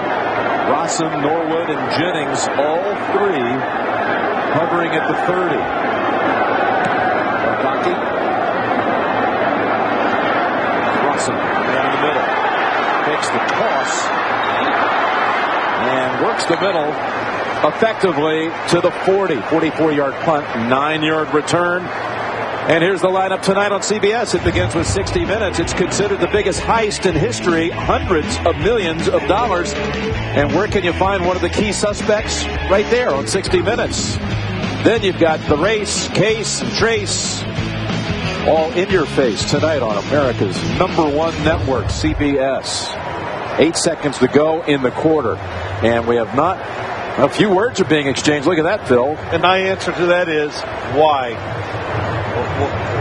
Why would you even think Michael Vick getting in there, Jim Mora, after what we saw last week? If you are a player at any level, why would you ever bark back, fight back? You can't win. Talking about Miami and Florida International. Yes, FIU.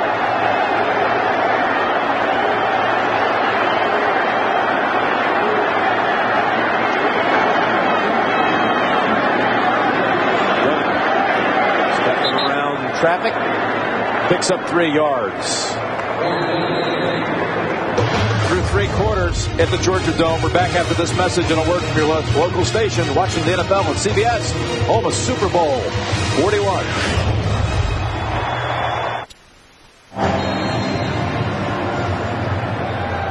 The pace of this game has never waned. And we want to welcome those of you who saw New England win at Buffalo to sweep the season series. 28-6 today. Dillon with a couple of touchdowns. Start the quarter here with Vick getting away from the trouble. Moving into Pittsburgh territory.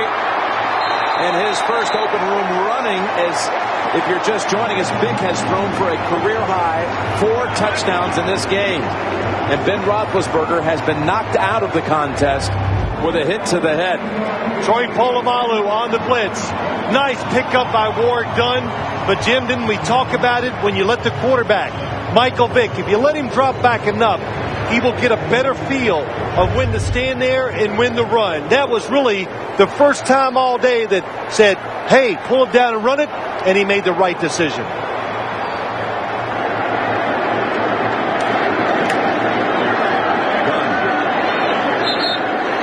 After 2 yards. Talking about Vick, and some people may have missed it earlier, but he had been saying after the loss to the Giants last week, they had him 14-3 and then got blanked 24-0 the rest of the way. He said that loss hurt more than any loss he can think of in his entire career.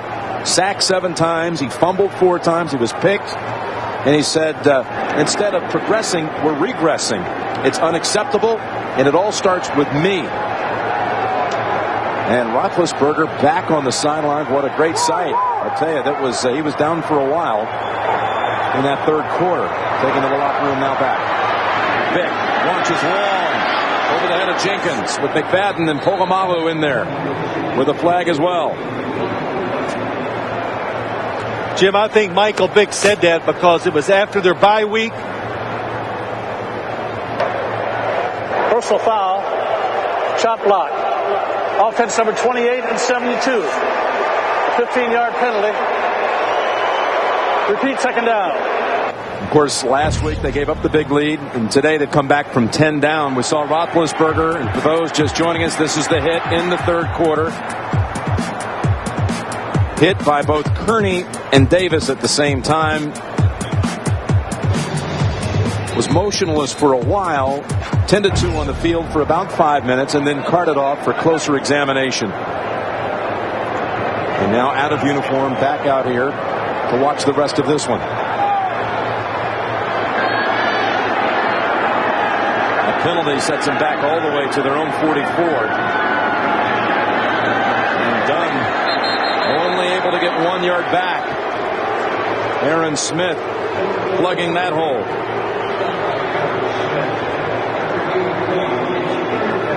And for Michael Vick, he had thrown 3 touchdown passes on the season. In fact, had not thrown one since week 2 on September the 17th. Comes out today and throws 4. 3 of them to Algie Crumpler. Not only is it a record for Vick for touchdown passes in a game, it breaks his previous mark by 2. He had never thrown for more than 2 scores in a game until today. 3rd and forever, and Vick splits the defenders, not able to get away from the 3rd. It's Tyrone Carter coming up from the secondary for the sack.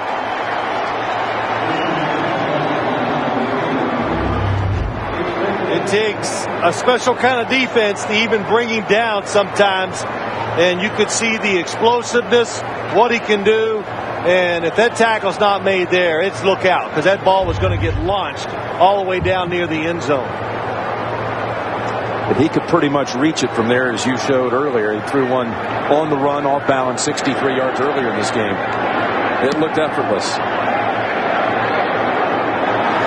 Fair catch called by Holmes, and he snags it near the 20. 12 and a half remaining.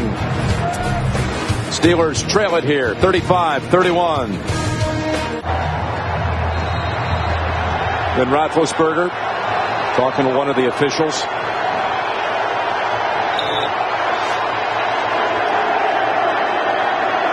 Charlie Batch going to have to go the final quarter and a half in this one. He's got a 1st and 10 at the 21. And a completion for another first to Santonio Holmes. I remember being back weeks ago with Bill Cowher, back when they were playing the week 2 Cincinnati Bengals, or week 3. And what did he say about the wide receivers? He goes, it's going to take a while, but once we get this group working and get it meshed with the quarterback in our passing game, he goes, I think it's going to be really good. And we saw it last week, and we have definitely seen it again here today. Santonio Holmes is a good addition. No question. And Washington with a touchdown catch. Parker able to get away from that D'Angelo Hall attempt to drop him for a loss. Bounces out of bounds. Gain of about 3. Parker pretty much held in check today. Yeah, the Atlanta Falcons, again, maybe they found another way to play defense too. It's their nemesis last year, big time, was stopping the run. Last week it hurt them, so keep doing what they've done today. Big to Parker. Batch unloads, incomplete, trying to hit Kreider, the fullback. You know, we were talking to Willie Parker last night. He was quite proud of the fact that the running backs had not been pinned for a sack, had not had one against them. They picked up all the blitzes. Yeah, that and the fact that he said that this offseason he worked on just getting more power. We all know he's fast, but he needed that little power to break through some arm tackles to make him just a complete runner. So he worked hard on that. Pulling the sled. Pulling sledge, yes. And down in Tampa is where he worked out. But a 3rd and 7 coming up for Batch and the Steelers. Blitz, pass to Haynes, and he is denied. Boley with the tackle. Looked like there might be some room there, but Boley made a good play. Good recognition. Ben Roethlisberger, first pass of the game. Was this his exact screen, and it almost got picked off. And boy, Boley, nice job recognizing the fact that nobody lets you get to the quarterback this easy. Sees the screen, gets back, and makes a big tackle. So they'll punt it away just inside of 11 minutes remaining.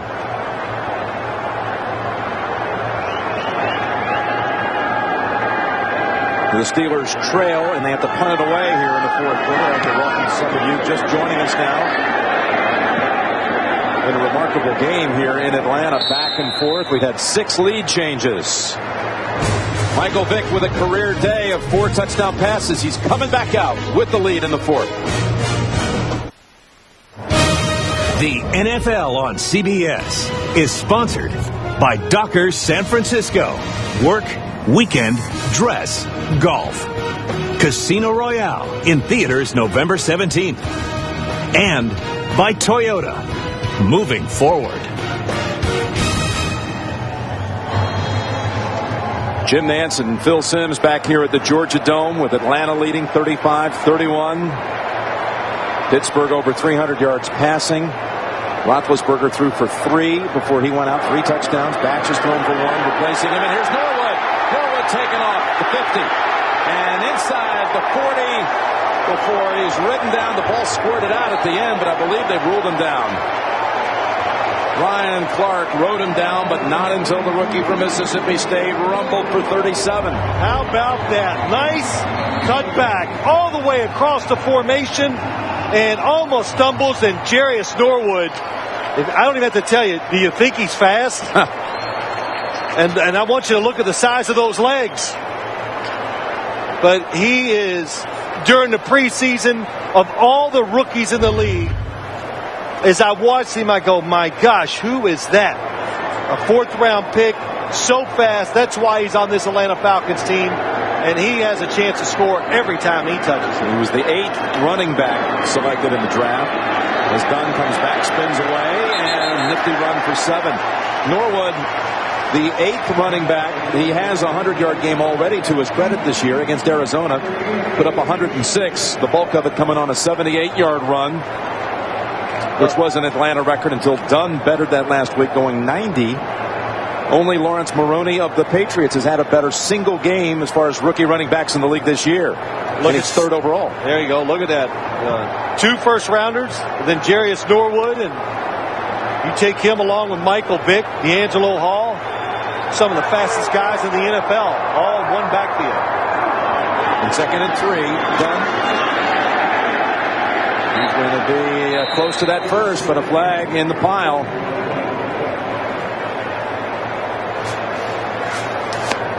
They haven't done nothing running the football until just now. Personal foul, grasping a face mask. Defense number 99. Penalized half the distance to the goal, and a first down. They were averaging 232 rush yards a game.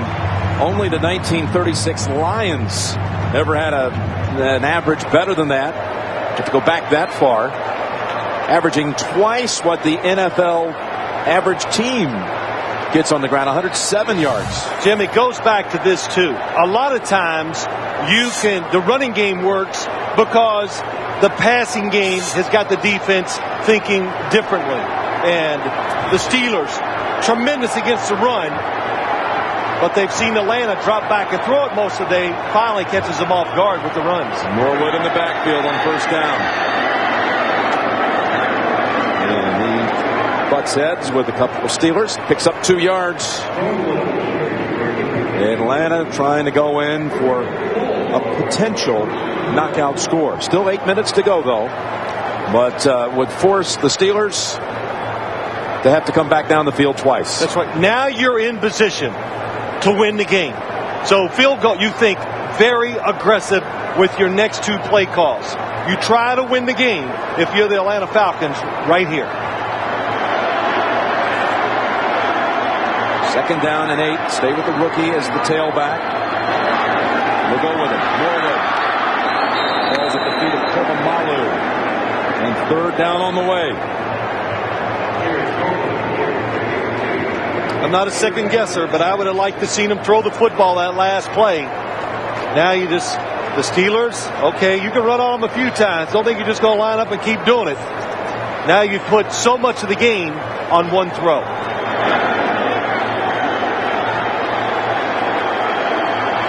Vick on 3rd down has been sharp. 3rd down, we'll call it 6. Has to get to the 3.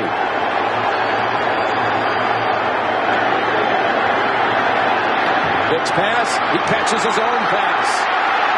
Polamalu cuts off the angle. Ball was deflected by Kiesel. Well, that answered one of the questions I wanted to see today. Can Troy Polamalu, if Michael Vick pulls it down, can he get him before he gets around the corner? And the answer is yes. In fact, he does it with surprising ease.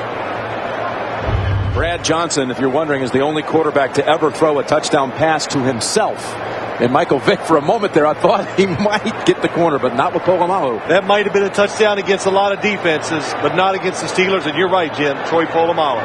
Morton Anderson, the 46-year-old, drills it through. It's still a one-possession game. That from 25. Morton Anderson, 24 years in the league. He's taking his licks, but he's still kicking. Coming up, we've got the Subway postgame show. JB, Dan, Shannon, and Boomer, all the latest scores and highlights. Big win by New England, easily over Buffalo. The Jets won again today, and they're a few weeks away from going up to Foxborough. What could turn out to be a pretty important game up there in the NFC East. The Jets far better than anyone thought this year. That's Holmes running it to the corner. So we got the Subway postgame show coming up after this one. What a game this has been. Some other thrillers out there as well. Charlie Batch down a touchdown with 6:18 remaining. The NFL on CBS is sponsored by Xbox 360 and by Prilosec OTC. Zero heartburn for 24 hours with one pill a day. Steelers trying to drive and tie this game. And the last time these two teams tangled in 02, they played to a tie. In fact, with 5 finals in already today, there have been 2,100 games played and only one tie in that stretch, and it was these two. And that's Ward picking up 8.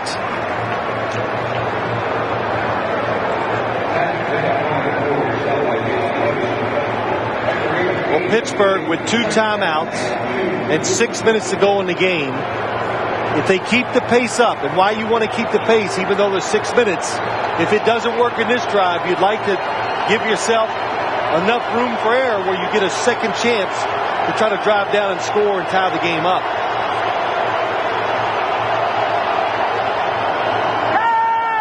Play action up top, and Miller was open. Batch overthrew him. Yep, the football definitely got away from Charlie Batch because he is wide open up the seam, and he hesitated, and that's just the fact not playing a lot. Charlie Batch hesitated just long enough. It made him get excited, goes underneath the football, it goes high, and really almost intercepted. Was Crocker closing in on it? Would have been the one that had there been a pick. It would have been Crocker. 3rd down and 2. Parker gets the yardage for the first. We have an update. Back to James Brown in New York. Jim and Phil, here's how Tampa Bay upended the Eagles. 4 seconds left in regulation. Matt Bryant boots a 62-yard field goal to win it. 2nd consecutive week that the Eagles lose on a last-second field goal. Jim and Phil. Wow, 1 yard off the all-time NFL record. Thank you, James. The Dempsey and Elam record of 63. Bryant from 62 wins it.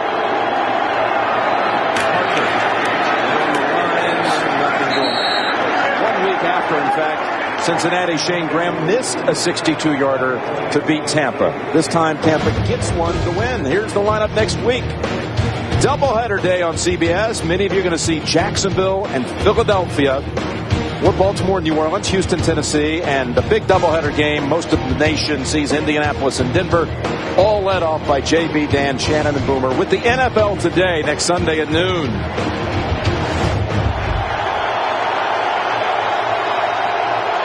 Down to 9, and the clock running with 4:20.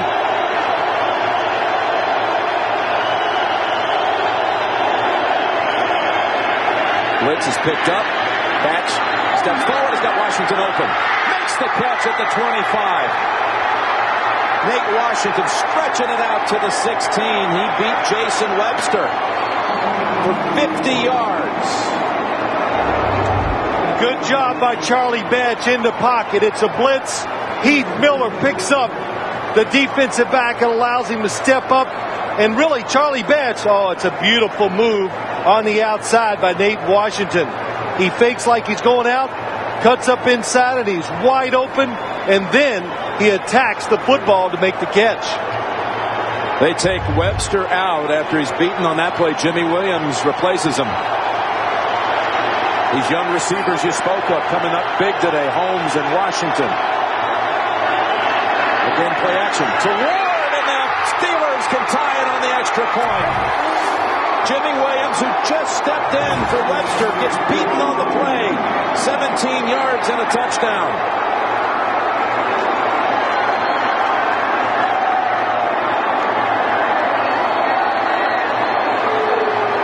That was some design.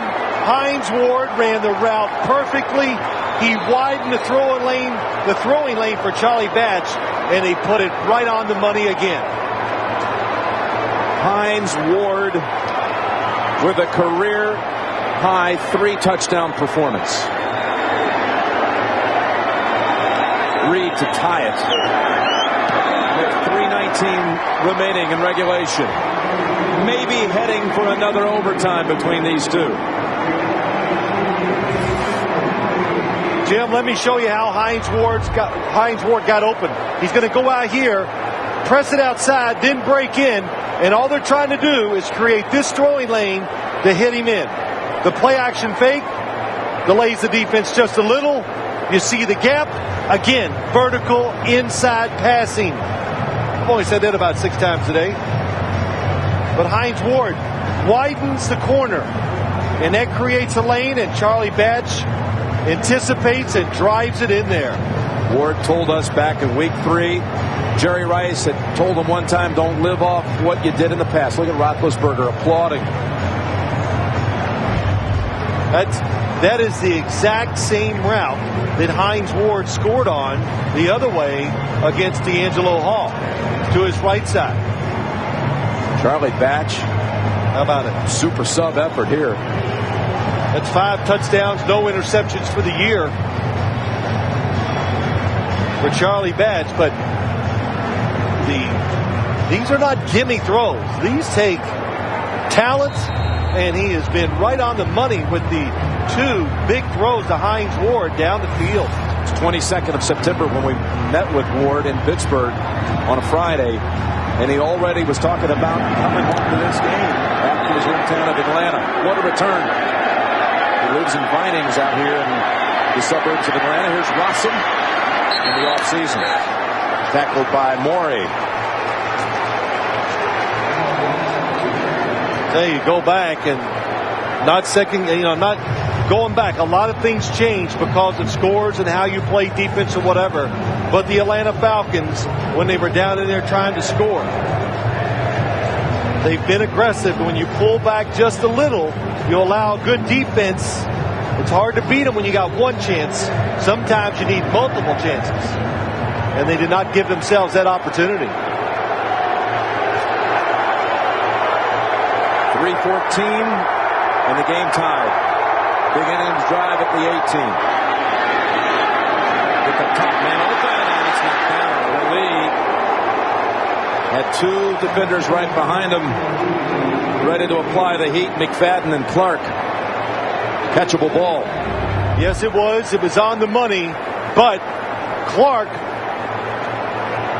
sees the defense. Ashley Lee was stumbling just a little bit out of the cut. I really believe that just threw him off kilter just enough where he drops the pass. On those type of routes, Hines Ward's been running them all day. You go in, you catch it, try to catch it with your body and protect yourself at the same time. That's Warwick Dunn racing to the right side, lining up as a receiver. Vick steps back, looking for some separation, has to throw it away. Arnold Harrison pressuring the quarterback. Good job by Michael Vick. Harrison, 97, right of your screen, comes in. Good, and what he did was important there. He didn't go full speed at Michael Vick. He went about half speed. That way, he can't fake you out and go around you and then throw it deep down the field. Boy, they're back inside the 20 if they fail to convert here. As Joey Porter's already surmised, the Steelers could be getting the ball back in excellent position. Set something up at the end. What will Vick do? Dancing around with pressure. Flips it at the last second. Hits his man for the first down. That's Justin Griffith. Vick making something out of nothing. They had Aaron Smith grabbing a hold of him and still able to squeeze the ball out of there. Yeah, that's just presence, not panicking. Sees Ward Dunn out the corner of his eye, and Michael Vick having one of the best days of his career in the pocket as a quarterback. So Griffith picks up the first, and Vick has running room to the 40, 45, and chased out by Ryan Clark. A gain of 14. Now they got the rhythm of this offense going. All of a sudden, Harrison forgets who he's playing against. You're playing against the Atlanta Falcons. You can't chase. You have to stay at home and wait.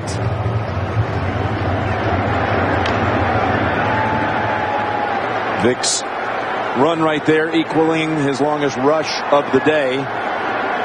14 yards. Zips it. Jenkins. Pushed out by 2 Steelers. Harrison and McFadden. Well, I'm going to ask you another question, Jim. It's an easy one this time. Yeah, you always say that. This is really easy. Okay. Do you think the Atlanta Falcons will go back to playing the way they did on offense before this game? Relying on the running game? Yeah. I don't think so, the way Vick's got it going right now. He's got the rhythm going. What do you think? Absolutely. They're going to keep this offense going. 2-minute warning. And don't forget, we've got the Subway postgame show just minutes away, recapping what has been a most unusual day with last-second field goals, including a 62-yarder by Matt Bryant to lift Tampa to victory over Philadelphia. And that's followed by the Aridi Honors for Courage in Sports here on CBS. Norwood in the backfield. Second down coming for the Falcons. The rookie slices through for a first down. And they've got 2 kickers here in Atlanta. From beyond 50, they go with Kanan.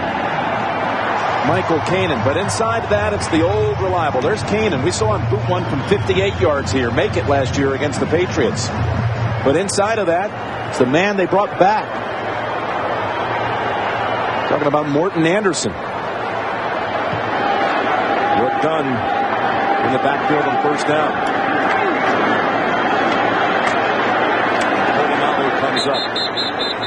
Only a 1-yard run. Falcons with 3 timeouts. Yep, Falcons taking their time, using the clock, wanting to make sure this will be the last offensive chance in the game for a team to win. I mean, they've already put themselves in a position here. Even if they don't advance it past this, Kanan would be worth at least a shot. We've seen him make one in this building from this point. It'd be about 56, 57 yards. Vick throws. And that's just a short pass for no gain to Griffith. Well, the Steelers know they cannot give up yardage. So they are blitzing, and they're going to make the Atlanta Falcons make a quick decision. Dick LeBeau, defensive coordinator. This game, we've been back and forth since kickoff. 21 points off turnovers for Atlanta. Off of 3 fumbles. 6 lead changes. Algie Crumpler with 3 touchdown catches. You saw Ward. He has 3 touchdown catches. Vick, a career high, 4 touchdown passes. Roethlisberger had thrown 3 touchdowns before he took a hit to the head. And Days went to the locker room, and that got a young kid coming back out to watch the end of this one. There you see the numbers. Almost 800 yards of offense. Almost 600 yards of passing offense. Yeah. They drop Vick back into the shotgun. They need to get to the 29 for a first. Pass over the head of Roddy White.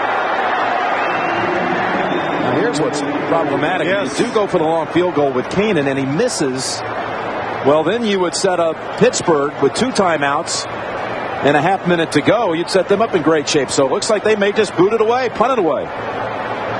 No, they're going to kick the field goal. They're going to go for it. Matt Schaub's out there, the holder.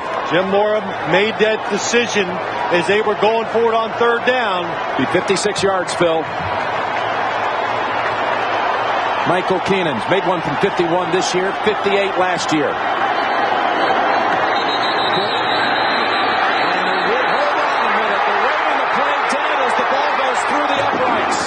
The officials say that Pittsburgh called a timeout first.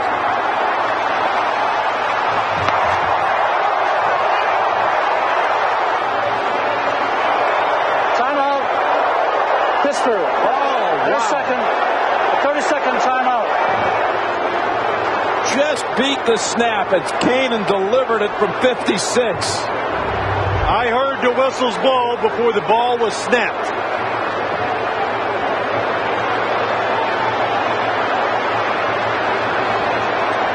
You can see how close it was because you could follow Cowher's eyes to watch that one go right through the uprights. That's right.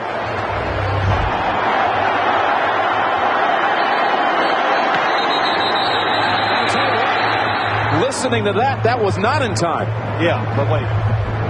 We got to show the whole thing. The official getting the timeout call from Bill Cowher, and the official from the side is watching it and says he told me before the ball was snapped. By the time he raises his arm and blow the whistle, you're right. It was after the snap of the ball, but the timeout was called before the snap of the ball. I mean, that wasn't by exactly a fraction. That was a... But you're going by the sound. Yeah, I'm going by the whistle. Yeah, I know. Top of the frame, Bill Cowher.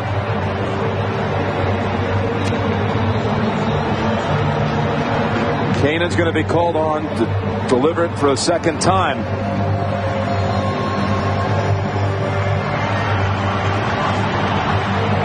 This kid's been mentored by Morton Anderson since he couldn't really hold on to the full-time place kicking duties early in the year. Went 0 for 4 in a game. One more time from 56. And this time the kick is wide. No good. There is a flag, and they may have roughed the kicker.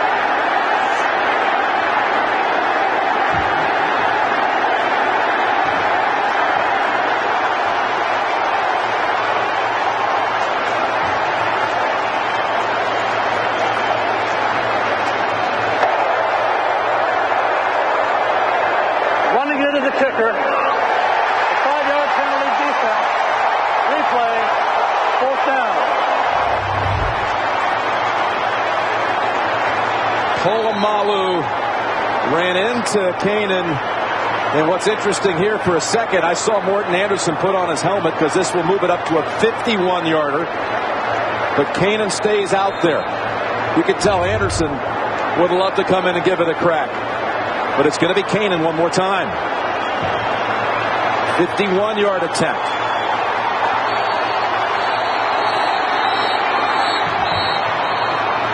Bill Cowher didn't cut it as close this time. No, not at all.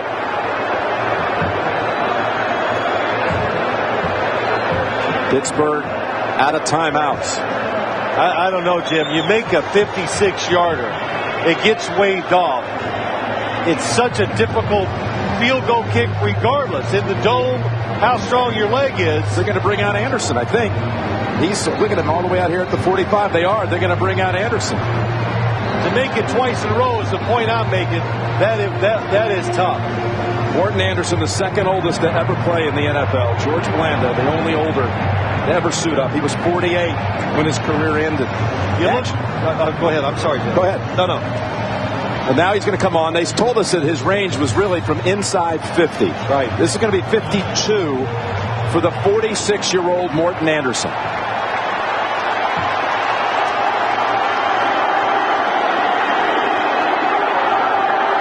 Morton Anderson got the accuracy.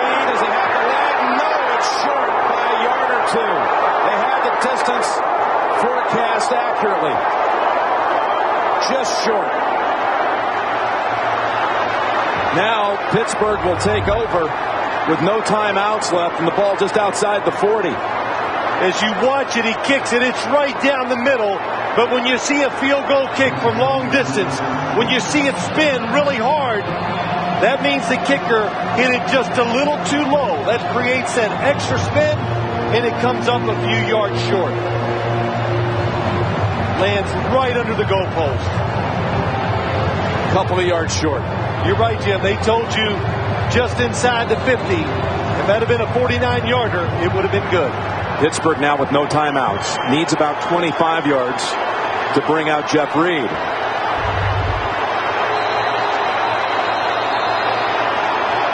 Timeout called by Atlanta. And Reed loosens up. This has really been so exciting. So many the lead changes, the emotion. The fans will sleep good tonight. If Pittsburgh goes on to win this game, you know how Atlanta's going to feel about that timeout that was, in fact, issued to Pittsburgh on the 56-yard try. Look at Cowher at the top. I don't know. I don't know if looking at that, I'm not sure. You almost. No. He beat it. He beat it. I can't say that without hesitation. I can. He beat it. It's close, but he definitely beat it. He hasn't signaled yet. Now he signals. And the ball is, well, it's pretty close. It's not when the official signals, it's when he heard it from Cowan. Here's Batch in the pocket over the top, and he's got his target. It's Ward at the 34. Give no timeouts. This will be about a 50-yard drive. They don't advance it anymore. They're just going to spike it to stop it. Formation was, oh, there's a penalty. Were they in the correct formation? Nate Washington may have jumped a little bit too soon. Surely not.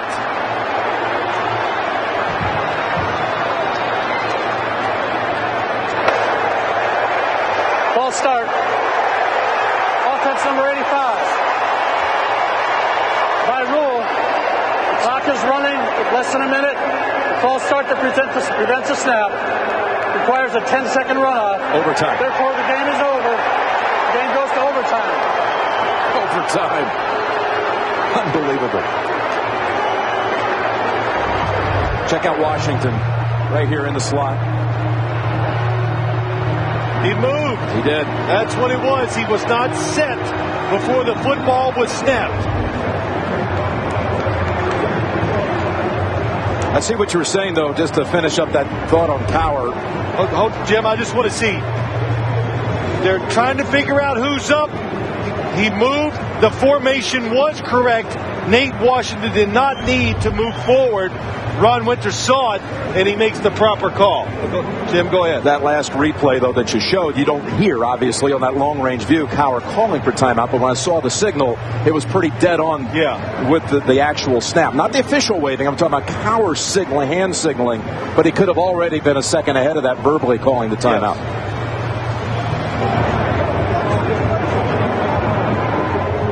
That's what you have to check. Such a big mistake in the hurry up. We saw it last week. The St. Louis Rams and the Seattle Seahawks.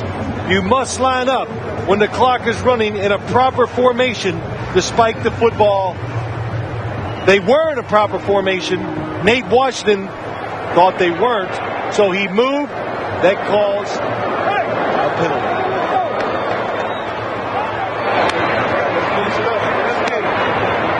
Have the game just end up. We had to have some extra work here. Well, how about the fact that last time they played, they went to overtime and they never were able to resolve it. So it's only fitting they come back, go extra time again.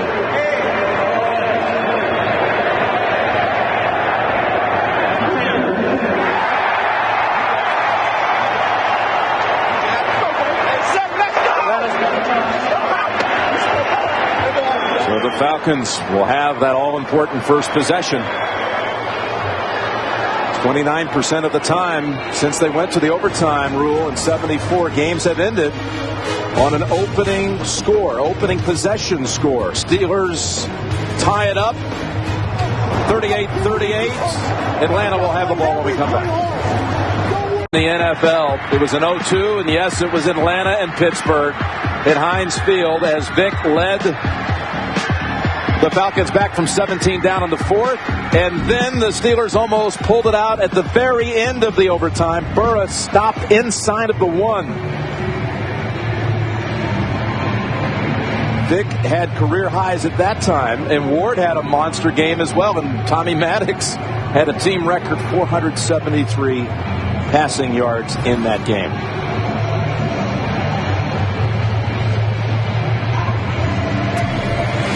Ward today has a career high 171. You know the overtime rules.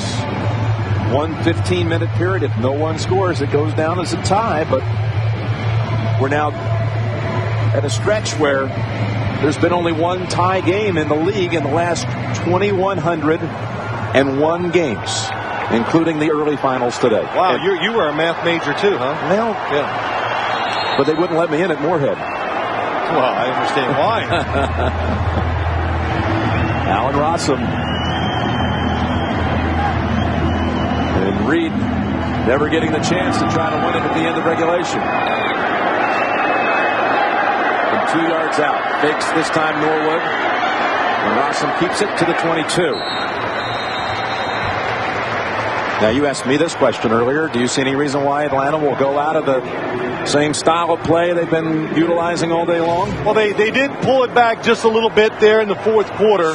But no, I think you come out and you keep the defense off balance, and you do that by putting the football in the hands of Michael Vick.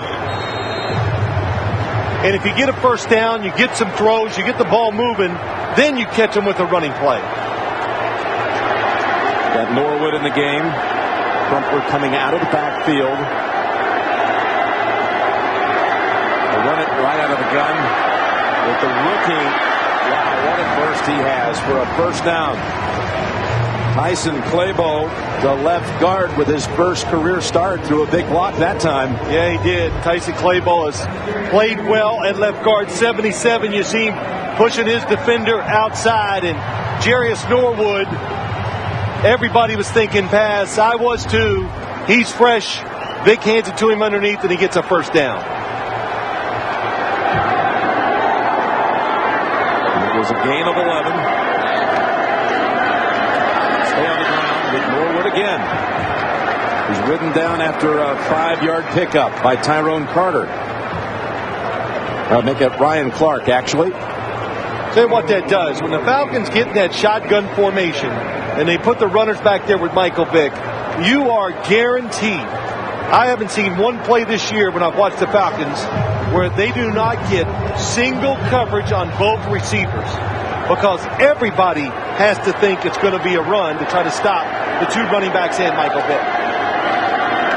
Vick, he takes off with it, has a first down. Larry Foote pushed him out, but the 6 yards good enough to move the chains. And his running with the football has been just in rhythm of what they're doing. Not forcing it. No design runs for him. And you make a mistake on defense, everybody get caught inside. See, now the defense is not just focusing on Michael Vick's running. So that's why it's easier for him to break containment. Going with the running game here in overtime. It's Norwood. That time for 3. Come out of the regulation. 4 straight running plays. The Falcons approaching midfield. Well, they did call one pass play, but Michael Vick took off running with it. Right.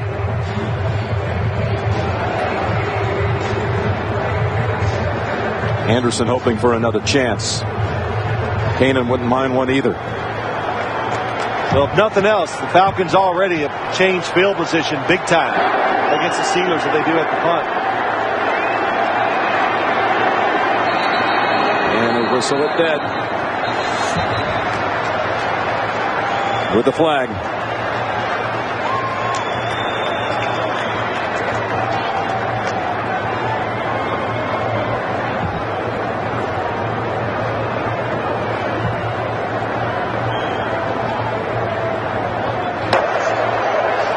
False start. Offense. 5-yard penalty. Remains second down. Well, that might change what they're doing. Well, they were going to throw it there, Jim. The Steelers have one blitz. They were going to run it that time that they love. They run it many, many times in a game. They take 2 linebackers. They cross. One goes one way over the center. The other linebacker comes from the other side and crosses, and it's tough to block. It's their favorite blitz. Second down, 12. Look at this nifty play. They run up the gun. Looked like Vick was going to take off, and he gets only to the 45. 3rd and long coming up. Yeah, I think you just said something about the Pittsburgh Steelers defense. You thought that was going to get a big game, didn't you? It closed in a hurry, didn't it? It just closes fast. They're so athletic. You hear the word speed all the time, but the Steelers are quick moving. In other words, they can be stopped and change direction and still make the play. That's what makes their defense special versus the run. So a 3rd and 9.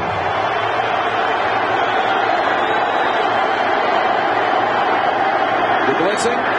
Polamalu. Vick able to shake him off. Lobs it softly to Crumpler. And Crumpler all the way to the 29. Vick that time had the perfect touch. And he picks up 26, and the Falcons are in field goal range. They are. His strength and his speed get it done. The Steelers guessed right. And there, Troy Polamalu made the mistake. He attacked Michael Vick, and Michael Vick got around him. Watch the blitz. Polamalu on the outside has containment. And now he goes after him, and you just can never overestimate his speed. Those two dominant players meeting again. Vick and Polamalu.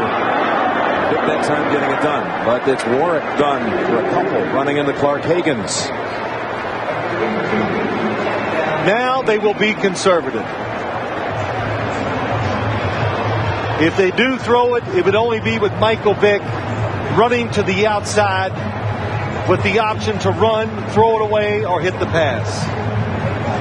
Well, about right here, we'd be talking about a kick of 45 yards.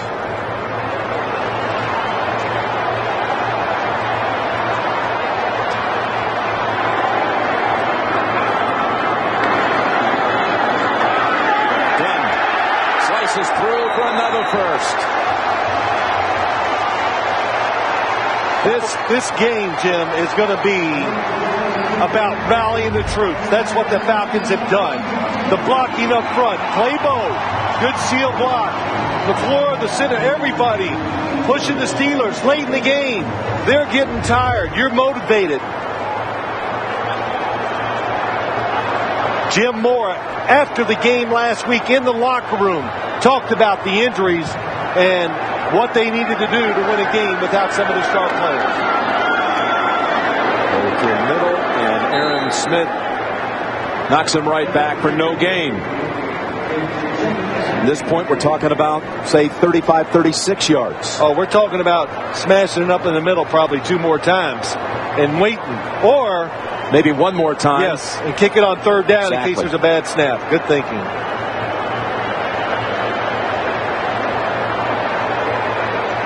And absolutely, I see Jim Moore. He's talking to Morton Anderson. It will be his chance to kick the game winner. He only has 31 game-deciding kicks in his career.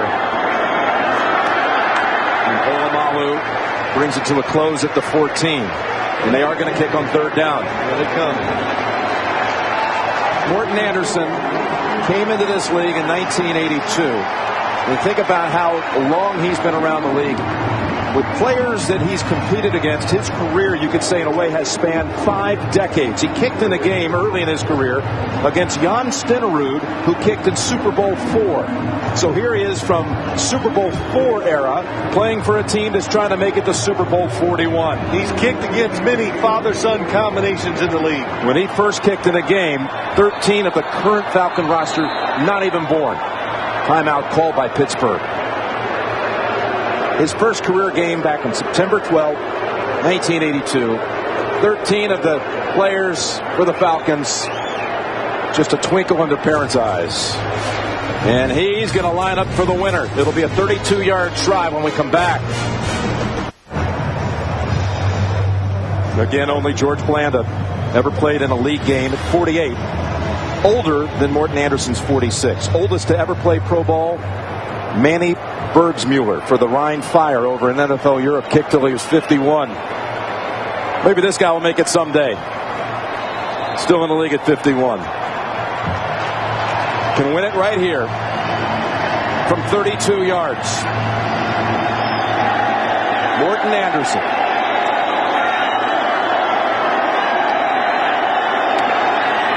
Kick right down the middle. Atlanta wins it.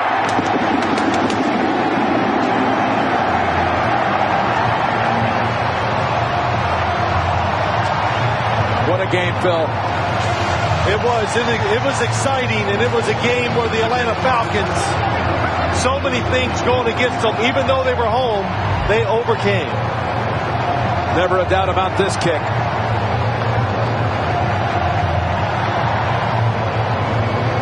It's another NFL overtime first possession win in a day where there were shootouts and the offenses are marching down the field, but you don't get the chance to match it. That's the way it is.